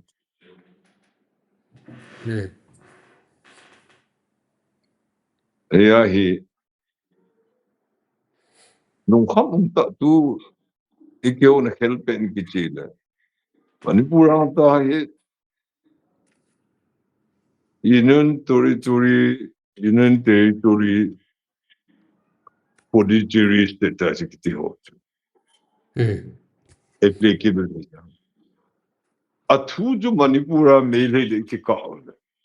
le shi ne tu thing lang gam je ho a chu le thing lang gam ma me le thane ne di pi mo lamkai ho ikita lo je tum le pai ji a I right ne ki ju mo su chat ba jo tu na I chu ba hitawang thil hi the chu e ho di sa he ka ti chu til zo se pa de jai be ngai da jong le e ho creation ji tu sim dol to bang ji tu de sti hi lin che lu lin pung che ne le de jong ku mo ho jong ku I de se dem very insecure is tao chứ economically ở Việt Nam hi là cầm tệ nên ta chứ bị hin riêng tiếng lệ population không khăn ít biển này được thì chỉ awareness chứ mình không thông tin ở Việt Nam thì là bol rồi ý gặp một chút ít là nắm khát lá đỉnh à cái hình thù này điều cái sao lên biểu chứ là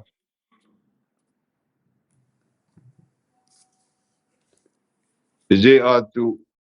nung chon lo na phapen chu kasi bonga six settle ju phadijan de lo ti dia thing noi hong ka ki hu pi ne asa to ku sumle pai thu hi lo chu I le se de I lo va I bit sa di hong pa de chu it's about land protection chu six settle I bol di chu e ga mu bit ma sa en ka ti chu na then later IP de wa mi han ikibol ai wa le se de security ngai it should be protected ngai ka ngai da ne kha tu nang kan share it is adia ken zong ka YouTube channel la nang zong ka hin thon in na vet di baha koi ma do ki hi zong le ta ka sei khuna aje chu ken zong six schedule hi a provision ho kana sim khain na to na sei banga hi manipur a ke ding hi hal khat boy zep di baha na aje chu manipura ke ho hi a ke ho ki te mai le na nam thum zat thum ki cheng khom hin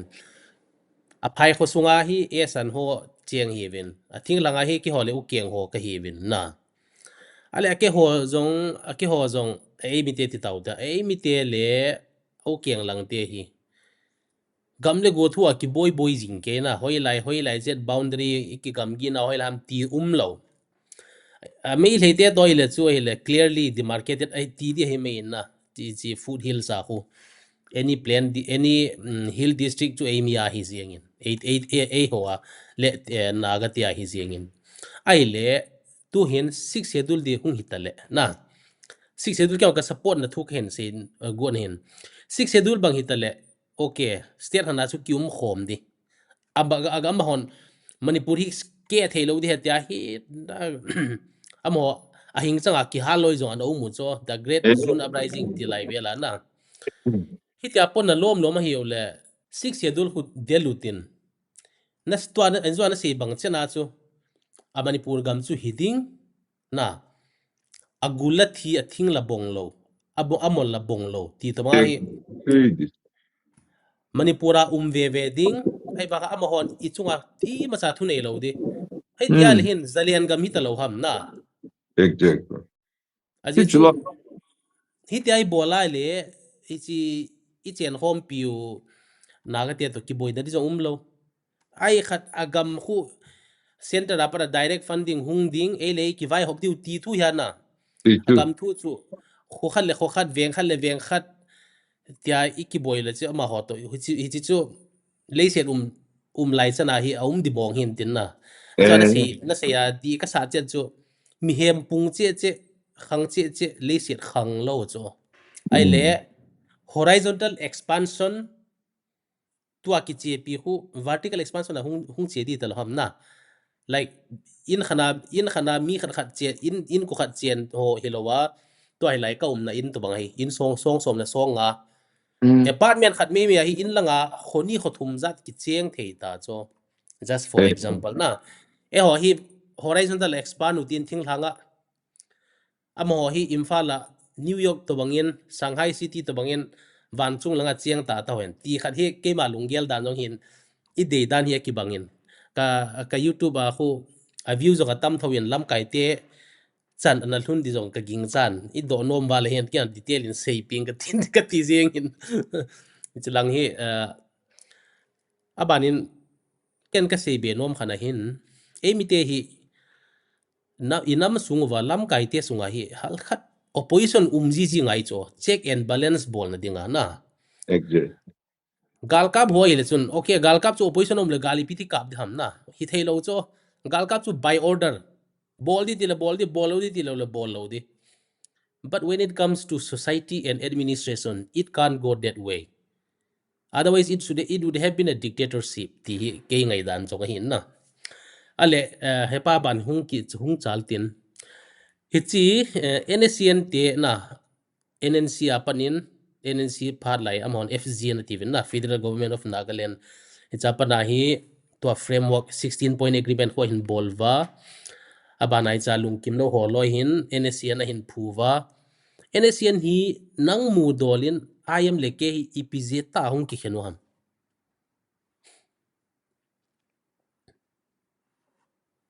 Ngày đàn chứ thu hi tiếng de amun chết na lo incident ke ai bang thu hi version chụp chụp hung pot aji chu njola phek kha sei jong tu ho it is say them a chon na awal je aga mi chung ba ki pa lo first defeat kha chu create a ball kha chu yong chu kha ya ai ba ta hung chi sim ka le langa pa hin government of India to kihoulim chi dum thi anagon la je wa hin Khaplang te ho hin Khaplang a het to fa da cha ko tu a differences lunggel ki ba lo na hung po fa cha ko na de ki ta san to lo na hung fa da til ne cha activities to je a ko na jong chu langa te ding chun izanin bi te yong Khaplang de nga tu a mi te a ma de a priority a mi te chu nga pa mi khat hunga dan chum chum azama ama ho het na dan enforceable ijo zong chu atung wa tilneo ta ikit nong ula boy ni kiti ho lang han vet na hi le na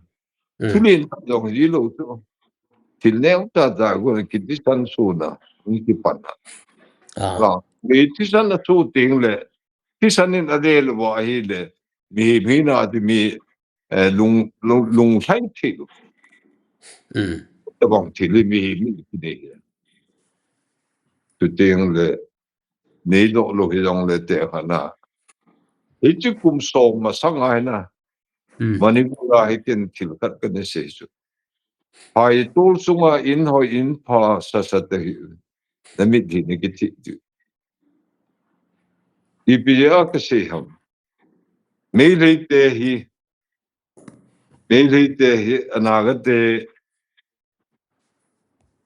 do nan na dinga hi thing noi na ta se mu chu a thu ta mani ku jalen ni thu se wang wa tu agam bit na diu phat khat teng gam ge a hung ki gol di hi chi pa hi ui sa du pa hin nei le te hi an thu han sto kha ya ju mei te mei pum hi an de nga pa hung boy ding hi in zo teng de pai tul su na ipal thi lu di je chun lifeline sim tup lo ji bi lam ka to kang pu pi ki ka lam pi sim ai zol lang chu lam pi sam ne khat sim tu gali kap di on la du ine ngai chu igil kel te la gil kelin gal kap zo lo hi in su thi ne di amas ta pen te lifeline ju sim tu mo gi tun hung ki se te mo le highway a khao jong le mizoram ma ko na ne hung te te di tu teng le lam ka ko na kadar hi ne hung lu te ha sa de atu teng le more to lam ka ki jut ma da lam pi na ga de gam pal lo din lam pi lifeline chi mun evang koi mani ma ge lu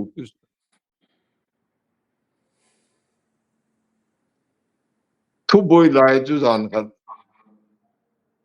Colonel Lord James chu ne di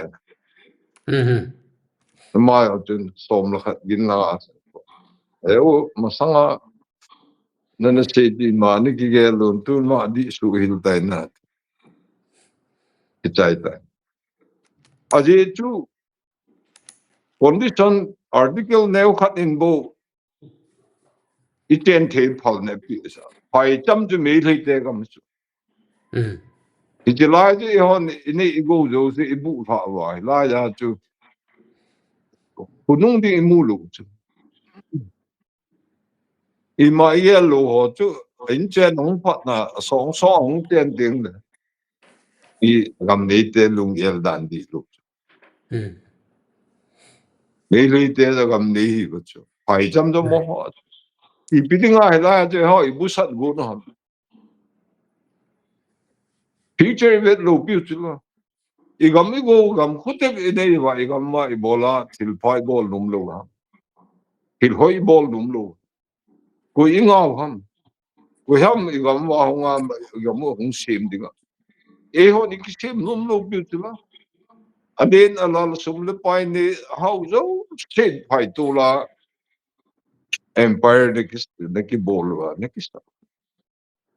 tu na ko ichen the ong jan khat ka mazo se ki chai ta to yong hi kan se ta evang ko mani ma gel lu aye de me le te dan tu ki he jo me le de on ne ki che ha bo ati lang ha wi se du pa lamkai pa ki ho chun khat ve e do wa I chanam ga su si wa de e zo lu chu amba na khen dinga ji me the de chu I gam I go che hita mang hita de me the de hung ngol kha wa ja hi chan I so lo ching leo chan hai pui pha lu I gam le si no an bet le lo ba I gam mu nature resources ho ane num ta a lot num ta I cha ju victimize se bol se la me the nangin na mu do tho di ya ka tin chu me hlei te thing noi mi zong hong kipat ti lai jen NSCN homa main zong and train di se no hin na for china gam azot masovin abanin hitin keima het dola hin sei di leng Khaplang hi tuana sei bang chena hi alpha na ulfai diwam United Liberation Front of Assam te hi amo thu sim jong detail tain kana simin amahon zong nasata Khaplang koma raza na ti hin na ama koma dong training an law tuanang se banga amo hi thali thanga lang a zone hin Khaplang na chana kal hun na diwa alpha te story ong kanu kasimin mo chu ha ha na kanu me he alpha te to na alpha yong unilev yong PLA yong NSNK to tu hang khan ai hu ta bang kanu mo form koi ho ho ipiti dola na muam galbol langa gal bol lang awang chu thing noi northeast hi house lang awang he alpha hi suble pa ya house bo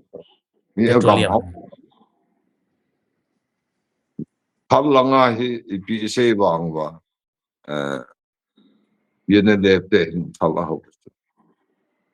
ye gam de tu gal tek ti sa wang hi se ding khat na chu I am ho ni tip na khat ni chu man power ki ti chu NSNK ni chu ni tama ki tam ni atabai yong tam ha ani chu tam acha ala hita ki boy lai ta hi Khaplang le mui va le isak party te ki kap to ya aki mumuna ki deng jeng ya na hey koi join ananel thimana muam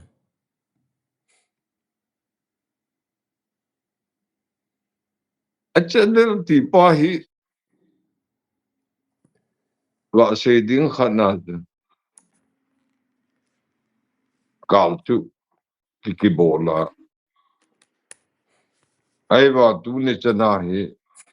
nobody has won the war this ila ta koi man gal zo di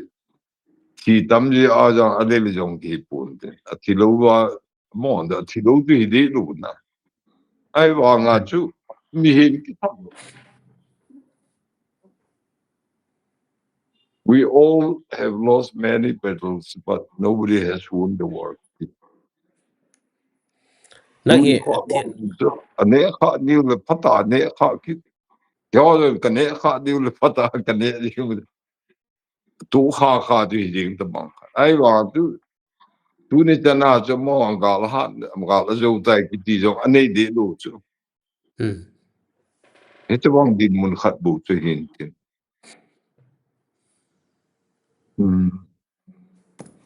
2000 2005-6 lang je dat mona kom lai sit for office this was to go ai yong to puso pen kan hi to ke ho suwa he cha hi ajit lal's IB director hi lai ajit lal jo phone ko bola Burma via rin chala ka chi di hin Nagaland police in jeju lampi nei hon pi Nagaland police in Johar ge umtah di escort the thing la police in arunchal ge ei tha di wa tu IB director de ko kihoulim exact chama tu rin sei bol pi hicha ka che wa tu in sugar house cha IB rest house cha ka don pa hichilai khanga tu IB joined their some the thing DGP additional DGP Assam to in nang out to get IB result. Hicha tu asi ke be ni han sola. Mi khat ngai hung ko wa sam hon ne ki mu pi no me ti. Ta ka chi la ma ni chen na tu thon. Hicha mo e do pe ni su. Ene ten ke to alpharidation pa tu che e do. Ta ko de stay pi chu. Il tam ta nan de nai wanga. Assam le naga ki ti chu neighbor very close neighbor hi. Amma hon jong Assam ma di nga tu zalen na de lui. Ke ho tu chu ko. Il nga ka ki tu pi the lo jong le. Naga le ti na ka ki tol nga sa wa. Ti la chi ti ka bol the pe ni su. Tu chu ka ki tu pi na jong ai. Lang khanin amma movement more interesting. Ka hevin. Ke ho an ke ho a hezi. We all ka bon wa Israel na dinga til bol chi ka hi ka sei a hi de e cha tu e do be a chu ti le alpha hi I ti le ke o mat pi thi e dam ti ho te e do tu e ke ka sei e tu problem lo chu ai va ka te no pen chu le government of India I chan ge ne kita it will all depend on the sincerity of the government of India. You can send feelers. That's all here. Lamkai ho tu kimu tu na thading chu lampi chu agong the ma chu. The sen ta san the mi khat chu ki ho mat mi sol leo chun. Iti yong le welcome aboard. Aji chu thing no kiti chu mi ki hop gamat. Lel jong ki lel gamat. Ti ahi wangin na kimu pi diu ting la mo lungel na het diu. Tilang te dao tin hechikuma Bhutan til to aku na alpao pistu gen techu. Dejowa dimaji bombla sochu. All those were the reaction of Bhutan oppression. Langkhan aju heche alpha ho chu umpi ki kap bai tamo het. Umpi ki kap bai chun ama tilo mi tha ding ti de ho. That has really hurt the sentiments of the alpha gators in Assam. It's a reaction to Bhutan operation di lo dia. Ye jun feeler na tol di. At the same time, as involved there's some intellectuals. So I nasa ta involved. The tail mi peace slogan on the chisa. People want peace and so peaceful solution. That has to come out from the people. You need the support of the people. Pipin jong pan ala do wa hide. Tailor hiti. Yeah, to involve the some intellectual who involved Poland la. Ting the mon ting no yong the kiho.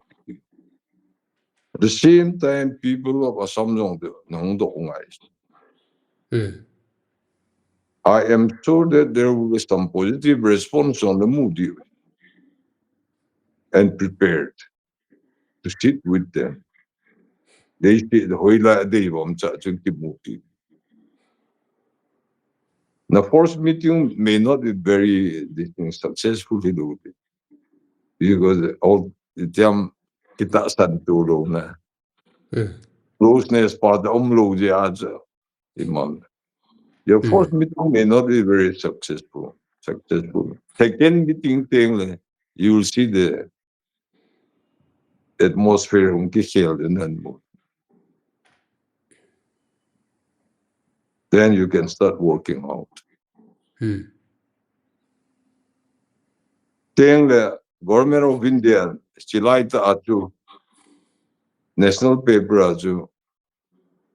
operation against the Northeast insurgency kitia paper ando. Don't ka say. Nang hon chamna thu shading the tiwa, ting langa army na solwa, operation na bolwa, ta no mo ahila. How do people trust you? Government of India ita ta sandam ting no yin. Don't ka say. So now I would suggest that these statements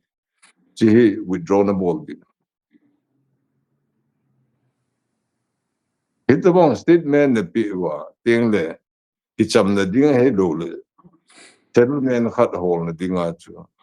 Iti negative attitude khat na nijing pahi. I think time has come where the government of India should stop all these policies.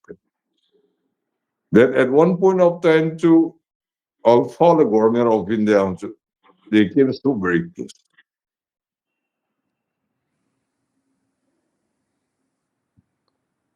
Hiche khat additional DGP Assam Pachun say khat to Mr. Singson intellectual ho Assam long paniki hopin kakimupi. Nang say similar khat say now in tunichan na nang installation nepi na to say ho he. If you feedback the tunichan na kamulo la. Icha ko na hi ong keu the now khat ong uma tuna alpha chu government of India talk chi. Atil ha wa thelo ne chu former chief minister pa salfa na bol chu. Salfa. Surrender alpha te So huna. pa de tu mfa ama chun asei chu. Bhutan operation na alin ho ma ho dong chu release ball din. Mo bia chu kihoulim na chu thelo ding heta na pan. But however, Nicola Pod Hong Chia, it that to this part my talk to Chia, yet to be told, nah, more. Da long he, min head load you, they wang a money to pata, cocky hova. Ya to July to a some do a body nurse, Delhi University, the menu it be raisom at you, Mamuni raisom kitty. Professor Cholo, you would not stand involved in you. So at one point of time, too, but today, some situations, akhit na akhit la akhit aji chu mizo sin het lo ding aji chu kiho thumbu ka tu in adang ho de koi ma look sa lo ge ju si dai de le ceasefire supervisor ka pu lai ta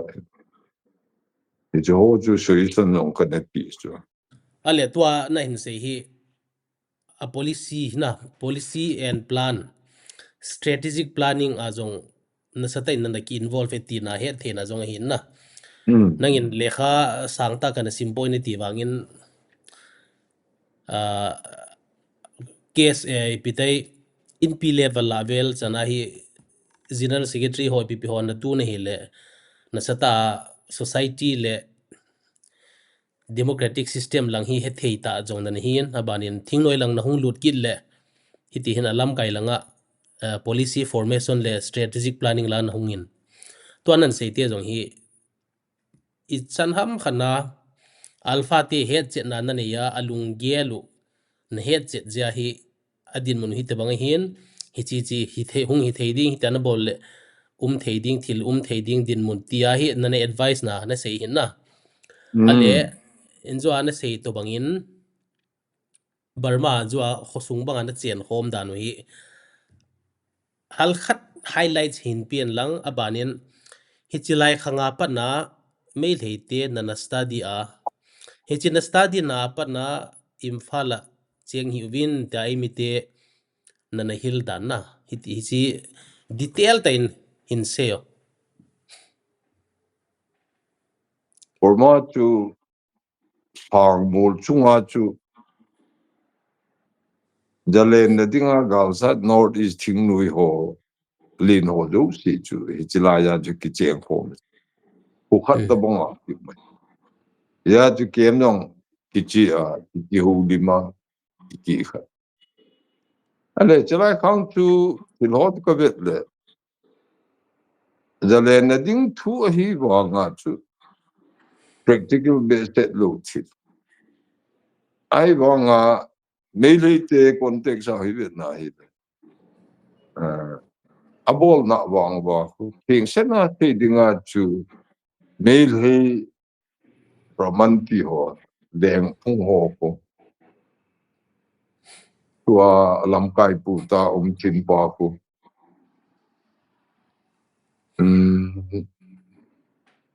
amil ham thing noi piele gamtin abol pha nu wa chu leng te tunga jong hi ki ho na ne ni tilai hi e ho pat isim do lo manipur hi in sip tang jo lo bi mo sunga ni ki sele lo ya to thin pa lam kai pa ko na sol tu mo ho zat lin leng phunga ho ya cha ma hong lu na manipur thing no ya lo da ma hin ho unile te in upon true so ai chu ken me le te sang pi a kamu do a kamu wa te yu ko khat na ya lung thin wa pa ho tu a kamu wa ho khat hi ve te ho lang sa wa at heart amon manipur ju me le te ta be ta ya tu na alung gel tu mu the ja an so do ta so khat hi wa hi le itabanga chu jan khat ka no di he ti jong le chu yem ti le yot mai thi chu ai a thinu mo ki lu hi ti ta jong sei hi la itabang he boy le chu le me le ten mi chu ma ko na hi ti lung thim cha lau ba amo hon na bol sau chu mo hon apply bol ki e ho chen gi ya pai tul ot ni dinga chu jan na mi hin chu tha nga ja cho jong phati sa di bol di ya tu ne me le tu ki cham tu ko de lu ki ahin la ipja di ki cham di ki cham de ding chu aji ipi ham chu umlo lai chu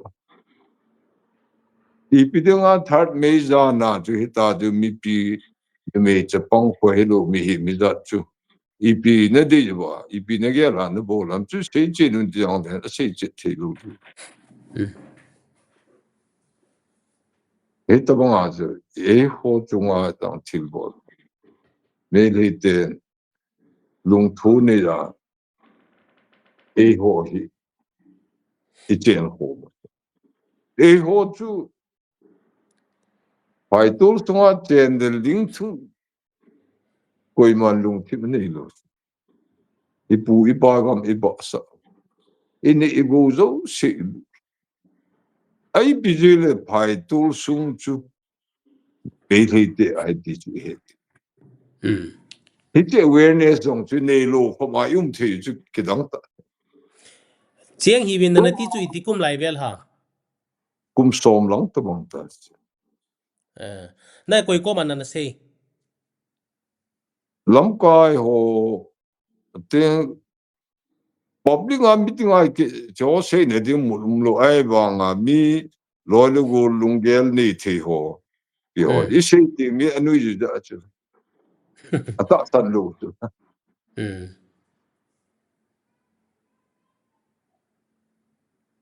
ale Burma lang anom dan chu hepa halkhat sei za mitin hichi Burma to ada sei thing noi notice thing noi ho to adia adang dang ho ha sei da ta te me si mai leite hi iti dola na namuam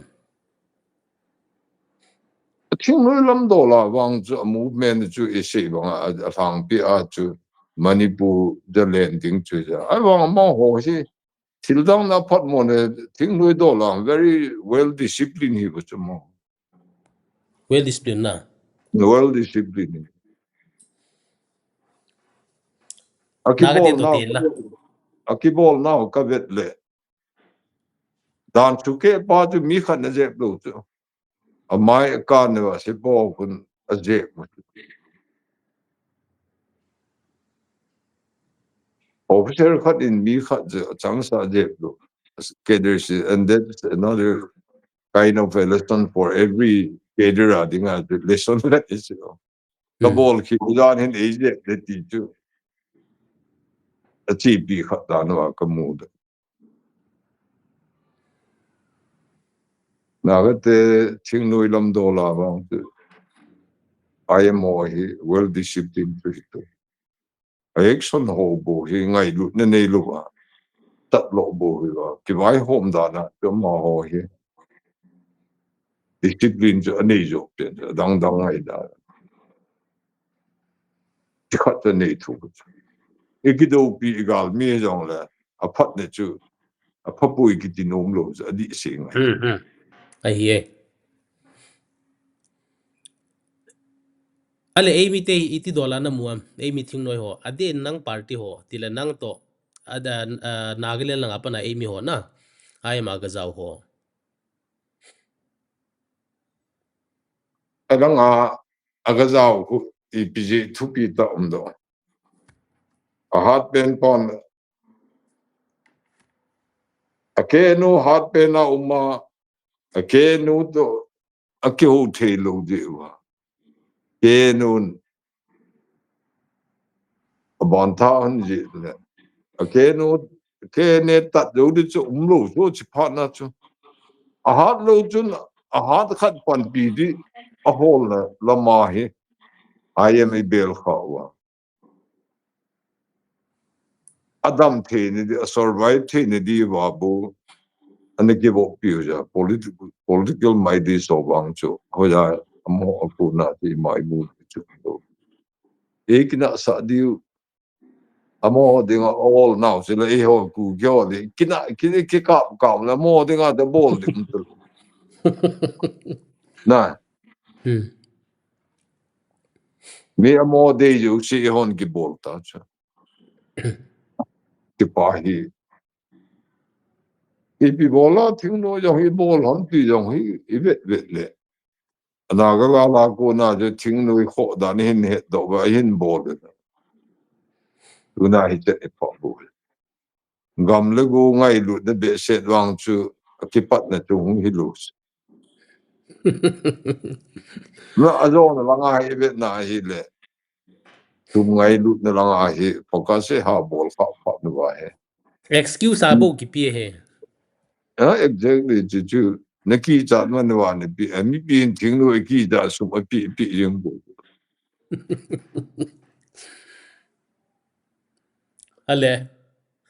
ale to hi Nagaland lang ai mi ho dinmun ipiti dan ha tu masangin medji phema langa molbo ma jong na ki boyo vin koi ho to pu ps hau kip le kha ji zein khonoma lang hoi pp ho jong boy na khada no ma khain ti ho hi ipya a boy na lang dia sir ho khu hal khan hin highlight of ki ho lang a he thiam ana he khalo ho ke le kha ka sima pa na ka hin na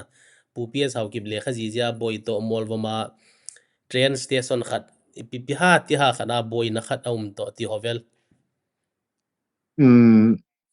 ups ku das net ma ko Nagaland mi cho koi ma le kha ka ne wa ka ne sim ko de 55 66 ve laga mo Christian English ko la ka ke o de baptist ko ade pa te jong gul khat ta ba no atut pa ku adi lo hi lo cha adi jo atut is so ai le tu la tu ipat lo na tu min pada se ya ai le ipat lo nei ba ni koi man adi na ti nom lo cha mi him chu I hat na tu min se le ke ngai nom sa izon tu idoi na tu min se le se pa ni ki mo nom lo ta bang tu sim pui asut ho tu adi mo ai lo ai yong I thu tu la ai bang tu na ipiset ha ya ga pa asut chu hin sei ti mo ka he chen ta pon ken jong a viewers hon iki hon lim na na he hon pu ps hau kip le kha chu hi chi hin to hi zaliang hole koi angami ho ta au hoi ta za da ve ti khu a thu chu hin sei ti mo pi han it's a pot lie to ponuma te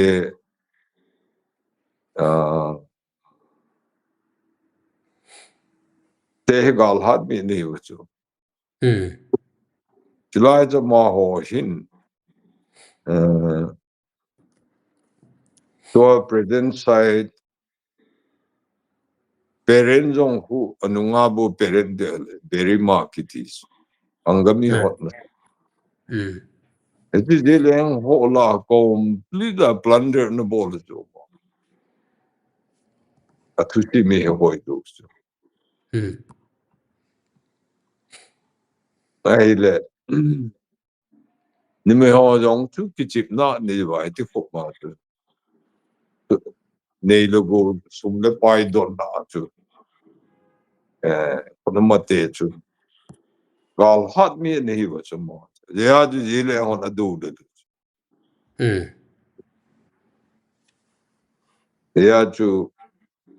atusim jo git lo no tu chunga tu ne a se la ji leng te chu amit mo na hi ji da ngai num lo ji a chu gam tin an che bo ai ba Kuki Innpi ho lam ko che ba pa di cha aga che tu a het ki hin te di ham I be ki chi lo chu ei le ki mo sa phot ta di na to a han lo wa ki phot ta zia he a het chit lo se khat hin te ti yong chu ga se mai te sa a version chu ka het lo cha na ai wa nga chu tu sim adi lo hi lo adi molbom lang thu lai pi ha Molom ku kyo re khat ke yu gaspani molom ku railway hung pha na ku alanga ten masanga the British ten eje galeng emate hi ngan si na khat na ni ba ye ja gam gi de lai ba dung hi gam gam gam gi khel lang chu tek sa don the pau chu British de thil bol de ngan si na ni kha ai le molom te ju British ten permit hoi ta pi ki eje a ju railway hung pha na chu tum le pai du ta na lung thim za chum chu hung ki se nga ki ho agam ne ki ho de til ya jong ki ba molom ten digel ta fight on ball komin jong ka khel de tis ya disi kolpa chun amo independent village molom te right ti ya ma chu government in transferable kit kiti ju ya ai le corner kiti pa na pang te di ai le railway station vel cho mo on they should do cha na chu ipi gam de establish ki bol num ji wa tu panan la tu ne kukin molom house pun pata file ball pana in majong ball te di lunghan man wa lampia mi atinwa heti bo ji tu kimit tit na kisum sel na mi him bi na ana lung tim palu lo ine do ding kine I bol lo ding ki bol izum ding le ho che a til ki bol ji bo tushim bo chu cho ya chu molom te tu digeli a mo on fight the ball pa da ba mo on she de het lu tiu chu bo ala molom ba de panda hen lang de a right jo she de khat de jun a tu pa di ta chu ala molom te chu ông lu ta bang bang di ta mi hu na cheng ta bang he diu ta ya chu ma jong min ha ti lo wa ma jong mi patang pan pa nung chon to lo su la ya tu I right no I ki protect duty chu tu chu nga molom house bu pan chu example ale tu hin tua naga te hina naga te tua tu muiva to hin framework agreement sign na bolu vin abanin RN Ravi governor hing hin NNPZ ho PP honong ki form movin agreed position ki tikhan aumin a framework agreement la hing to bangin aumin hi hal khat nang mu dan le nang zong personal ta zaw khani zen hi chi hin sei cheno I am framework agreement hu amo ho de akiti mo ba tiju naga solution na dinga kunung ge ya naga le na akusa the ne di a future give no we should do ho lamkai ne no ya framework agreement government of India injola thichim isei pa chu athu la hiche yo umli he la ji ale modi government din su ega akaya attitude ga say sao bele entered naga people's dungel jo complete langa framework akaya ije achu keito ka GS pa kaloi pa tu data arin ravi ta bel arin ravi in the state chu nang ho jo hu bin lang takhat in framework agreement chu sui final ball tau de ti awang gen ka state chu chi framework agreement to Mr. Ravi it is true that is an agreement signed between government of India NS and IM boy we are not part of that framework and we will never be part of it kihoulim ceasefire government of India with the hope that we can bring a peaceful solution of it. Wala dinga lunggel ni ja government of India ceasefire kula. Ije atu kihoulim na ti wangin unless official invitation nei pi lo wa di to ti lo de. Kipat na de. Meti mai mai atu ki ho lo de ki ho ti lo de. Official invitation nei pi wa then we can start. Ay lo wa we will not. Ki pan na. Yeah, third meeting ajo official invitation to AP usuna. Chuchu hingai chuna. Government of India guna lekha hunglo ba chu iba kilo hen huna chu India government ju ki ho ngai ya.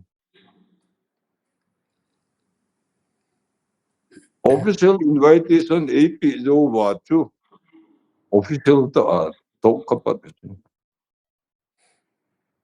For example, chuchum ga bisile. Ho chu official invitation AP. Hungin ke obute. Ya chu ai chu mipi ako na government of in akai mongwa thing no ita helbe ba ta che. Tai lu tang whole thailu won a whole bemo hila a whole banga a whole. Ya chu politics la pandani thik ngai chu. Thu sei jong tu team na tin IP hile. IP ne ki lok na ham kan ni thu ma sa ka ke wa de ke sei. IP ne ki no na ham. Take your time. A more time man chalu di. Take your time. Mi pi lungel jong IP gelam hetao. Jechun kino hi bin. Dom khan gal ha ka bin ka bun ka ti chu ke chun. Be lei te ho hoi chi dom le hen. Be bo lo. Dam ka lai be bo la. Sen bu lang ho ha kam ka mun nang phai yo hoi lut le an mi. Be lei te mo le mo ki thei chim. Chu teng le I te du yong tam. Ya chu IP ne kino na ham. Khongai dom ta bungo.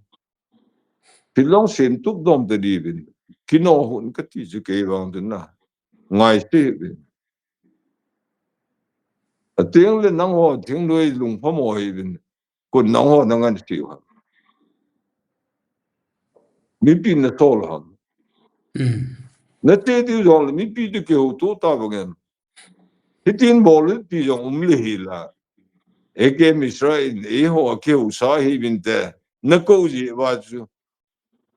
Hiche lai na ke ho chu di si chu. Tu na til so de wa sei diu pa chu. Pati cha ikigi na ba til bol diu chu la. Iti ta chu bel mo nga del je ba chu. Tunichan imu di hi cha. Kong thei bu ben ti ta. Kana ba hi la je be. Yo thei dinmun kam pu ti ki jong ko ti du mo sa di chu. Imola ikino hen. Ilai jimin Asia lu na ka hung kipat na chu. Tuan asei chu ki se ki ha se le la ki holang hon mi khatia pana call letter ham love letter ham a ti ji wen na ke cho ka boy boy anom nomin e ko hen a ki che din jong hi chom bon tua hi na holang eimite ai ha pat masangin tua nnpg te la standpoint no ipi ha ipi amudi wa ham framework agreement to hoi chi hat joan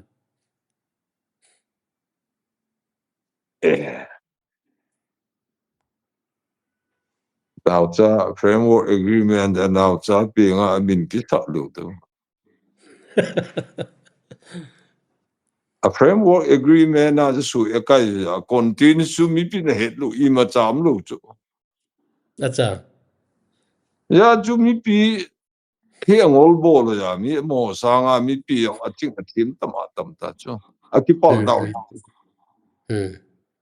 Agreed position na chu government of India to agenda ki pi points ki pi chu detail ta na ki ho ba. Di chu di chu de khan. People ta dinga IP chu phachu mam ti ho bo ta chu. I think these solutions should benefit a young generation ta. Tu la phang tha le kha thêm top ta to di nei do. Ya chu kana ha sei chu. Hiche chungthu le khatim ho hi phat khateng le frustration akuna tu khang tanga seche til on bol the ne di ulam pi hung thung ding ai ye chun tu ni solution na hi hiche chungthu le khatim ho ading a hi ipi bola pa ane chi le khatim ho ipi bol ipi accommodate kin bol the dam wetlands by wetland for example to example ne khat ka se Atile MLA to 60 seats in 80 seats. Somni to they should cultivate. Nah, it's all good to that. Okay, holding out a pachum to imam to low, but that solution should benefit the people. Lo sang in na thal choi la ki chol ki tha chol doi tan. The MP to ahin MP need to need baby. Chod can up to the and MP Nagaland to state hana MP need to to ibita kimanum. Pay if a solution to peaceful solutions tina dinga to MP ni aga pi to ibita kimanum hamna. Ite mama so. Tip is that ham thought him ta ke yong he tu la he on cha ki bel chi the yong le kinuk to na le khaw to ko ma so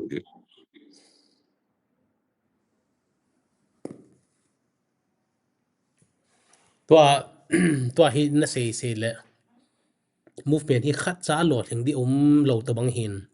It is just the way you bargain to the government. Na exactly. government is not a person, not a single person. Government is just the super brands of the country. Na ti ho hi main as chu a policy formation apang koi ham IS all those top brands ale eho lai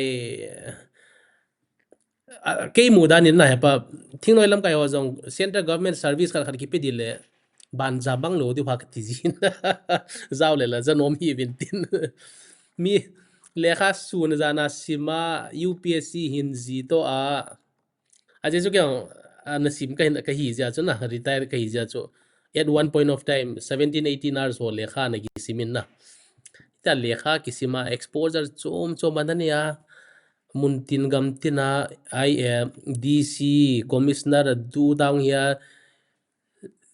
achai na le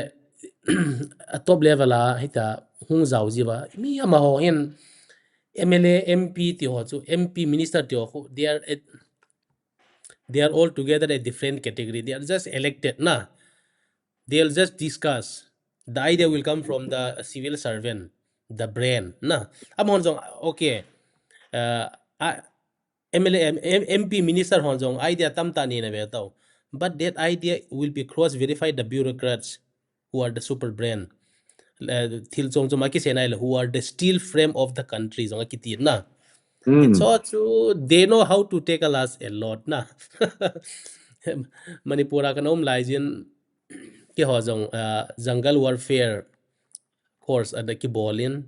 the thing no hoi kap tiang le thing no khat mun khana na mu chu na tha zo lo wa le tha te ten dia nung del ngai lo he will die someday, they are very short life ki di khanom na na in tha lo jong le mun khana thi thau thau di na tha te ki go na pum de la na del le nang lang ho na ki to kha zo di ti khanom min he chelang hi hian to in se la hong nom che in ale tu in nang nang ma mu danin manipura ki ho hi da satain ka ki boi tawin ka dinmu ho la hal khanan seitan mabana government hung ki form di hitale na ipiti dola na mom ka dinmun diu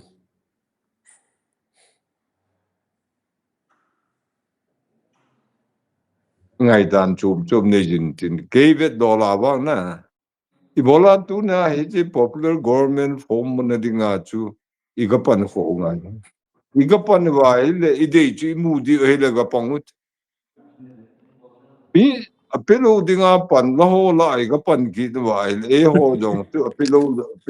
la nga de pan ki tu ta chu la den emile ho tu me le ho den pang khom pe lo ne dinga pan la da na do picture ju chu ma chu ken wang mo jong ki te le pas tu ne a het ken diu je ha yong pun tin emile dinmun le nampi dinmun chu ite lo diu chu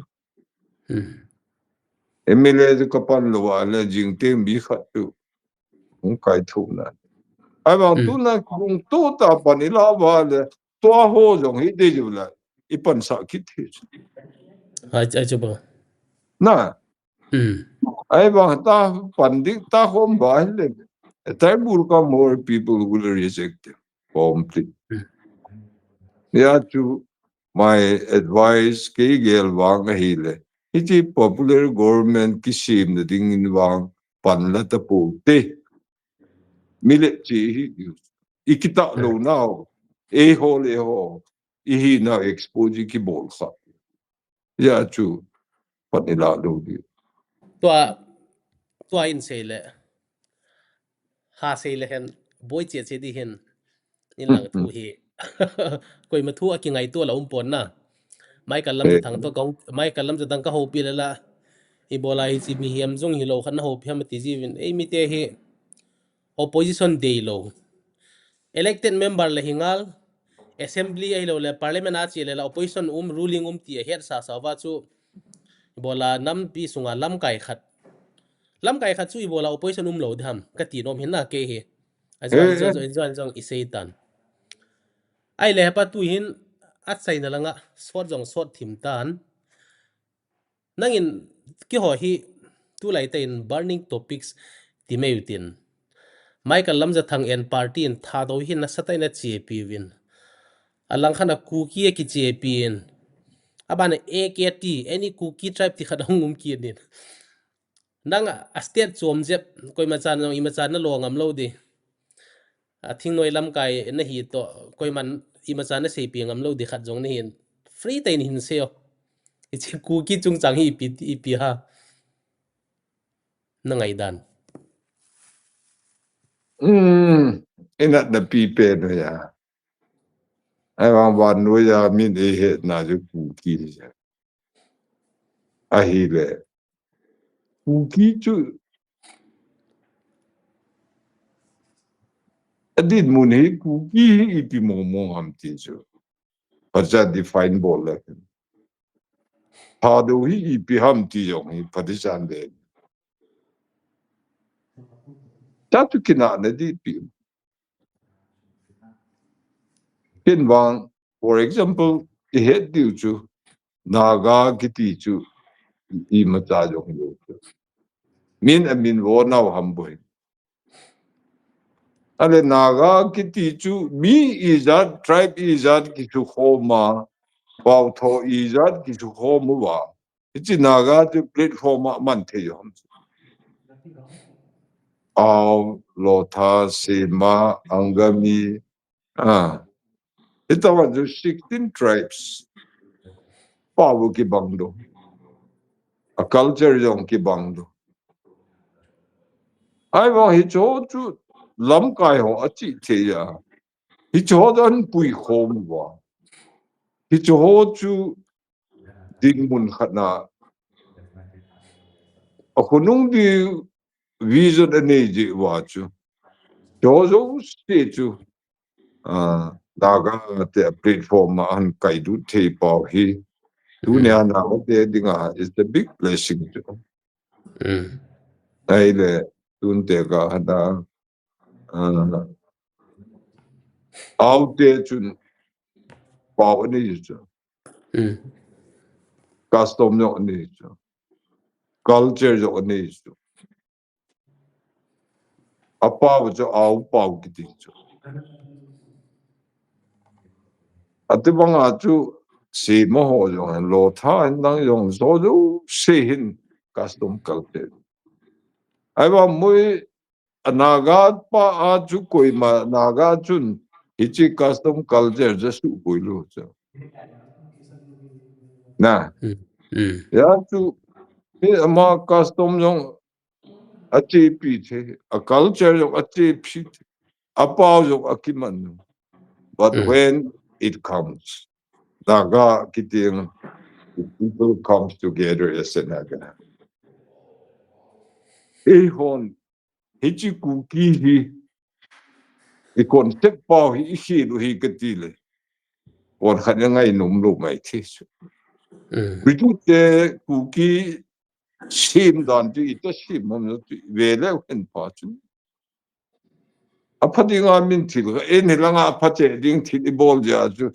thil pa so thil wa hele I think I'm the one who is responsible ya du kuki chu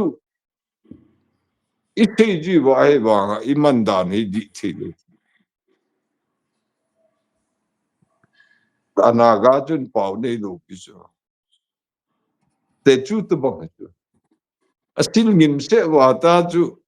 mo pau te naga chu pau ji chu kuki pau lo pa je hon pau I tho wa I pau ma pau da na I tho jing pau tu adi lu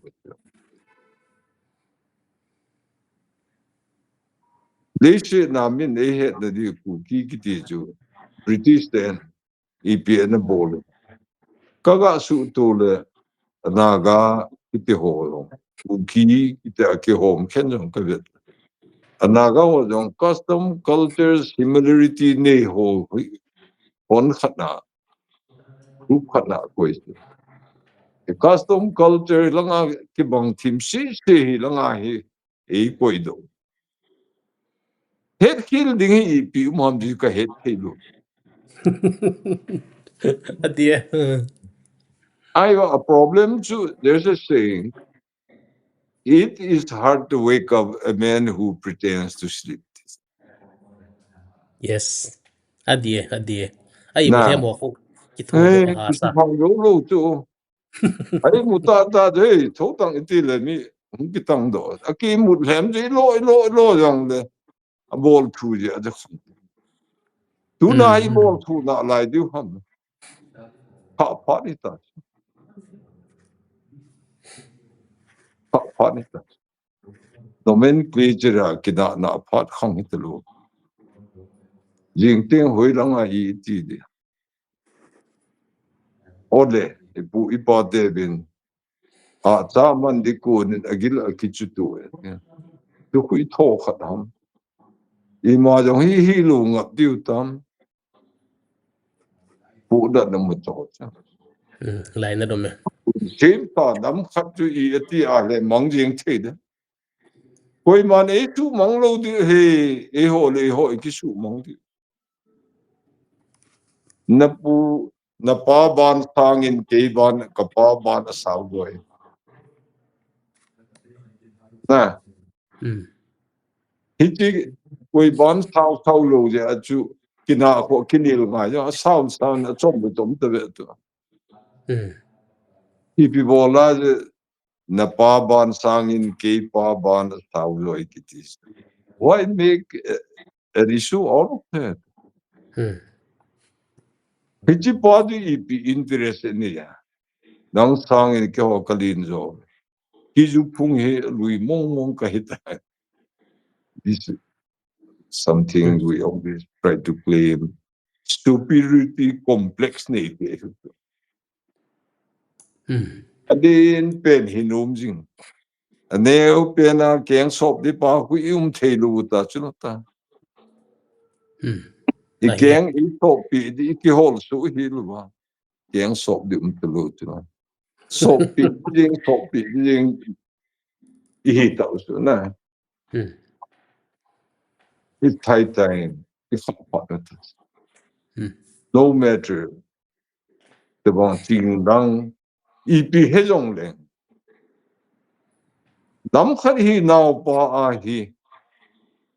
khát hi về thì cái bom tu này cái san tu này này thấy tu cả sevin bèn bèn tin ni khát nên mấy trang lọ khát cọp độ giống đấy vậy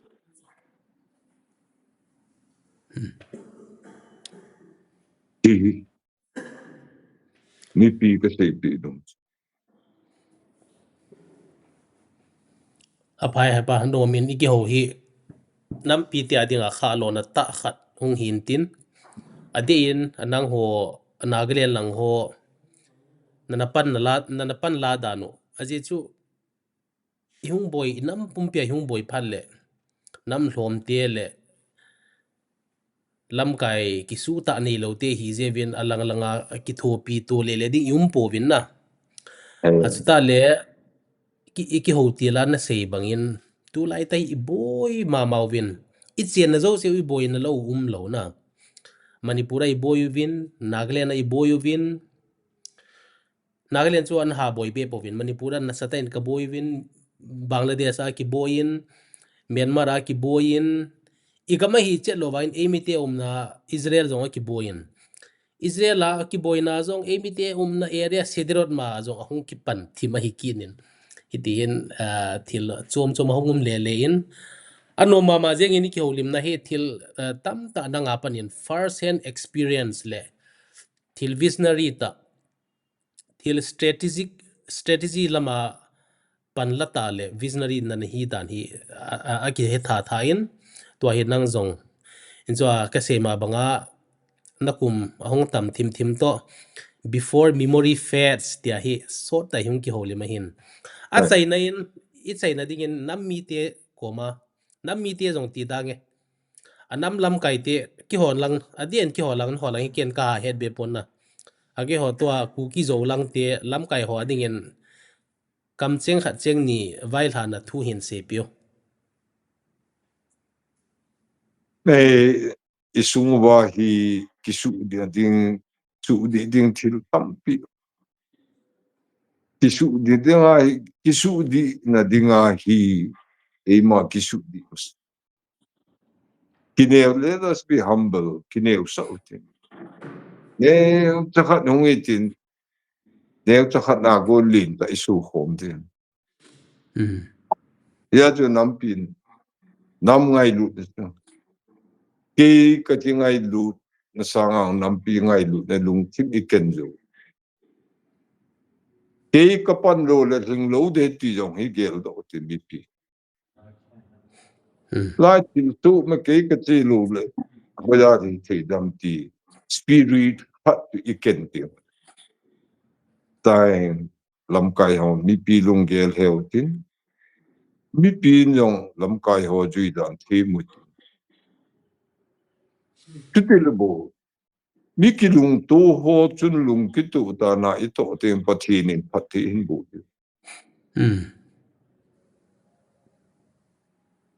tu ti lo ba I te jo te ki dem tu ki na ta mo in jawa ka te ta alin pen tu hi go da lew hen pataveta keng stop ding tu ki go ti lew hen pataveta ka keng stop de ka hol le un ke keng stop nom keng stop pi dinga ka di gu nal stop de tam ta ka mu ni awang ka keng stop de ka hol le ala koi man ka keng I stop ti lo e je tu dampin phadi cha ki he keng ki stop tu pi phantas e jo nampi ka thu ha le no le kha ka ki pa ipau me pa tu nin no to na hin se ho zo se hi anangai la ho hin he na chi na le mabana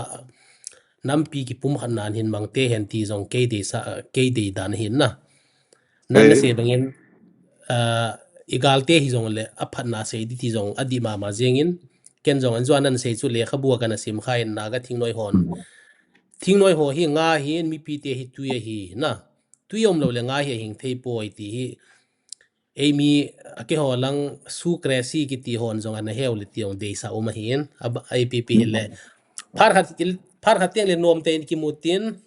face to face in zong ki muzi nautin tunia ding in hi chanin chai politin na hepa ki paume phar hi chan sot tai ki hote hi nang to maban ong olin ki mu ki daute na le ka ki ki pa paume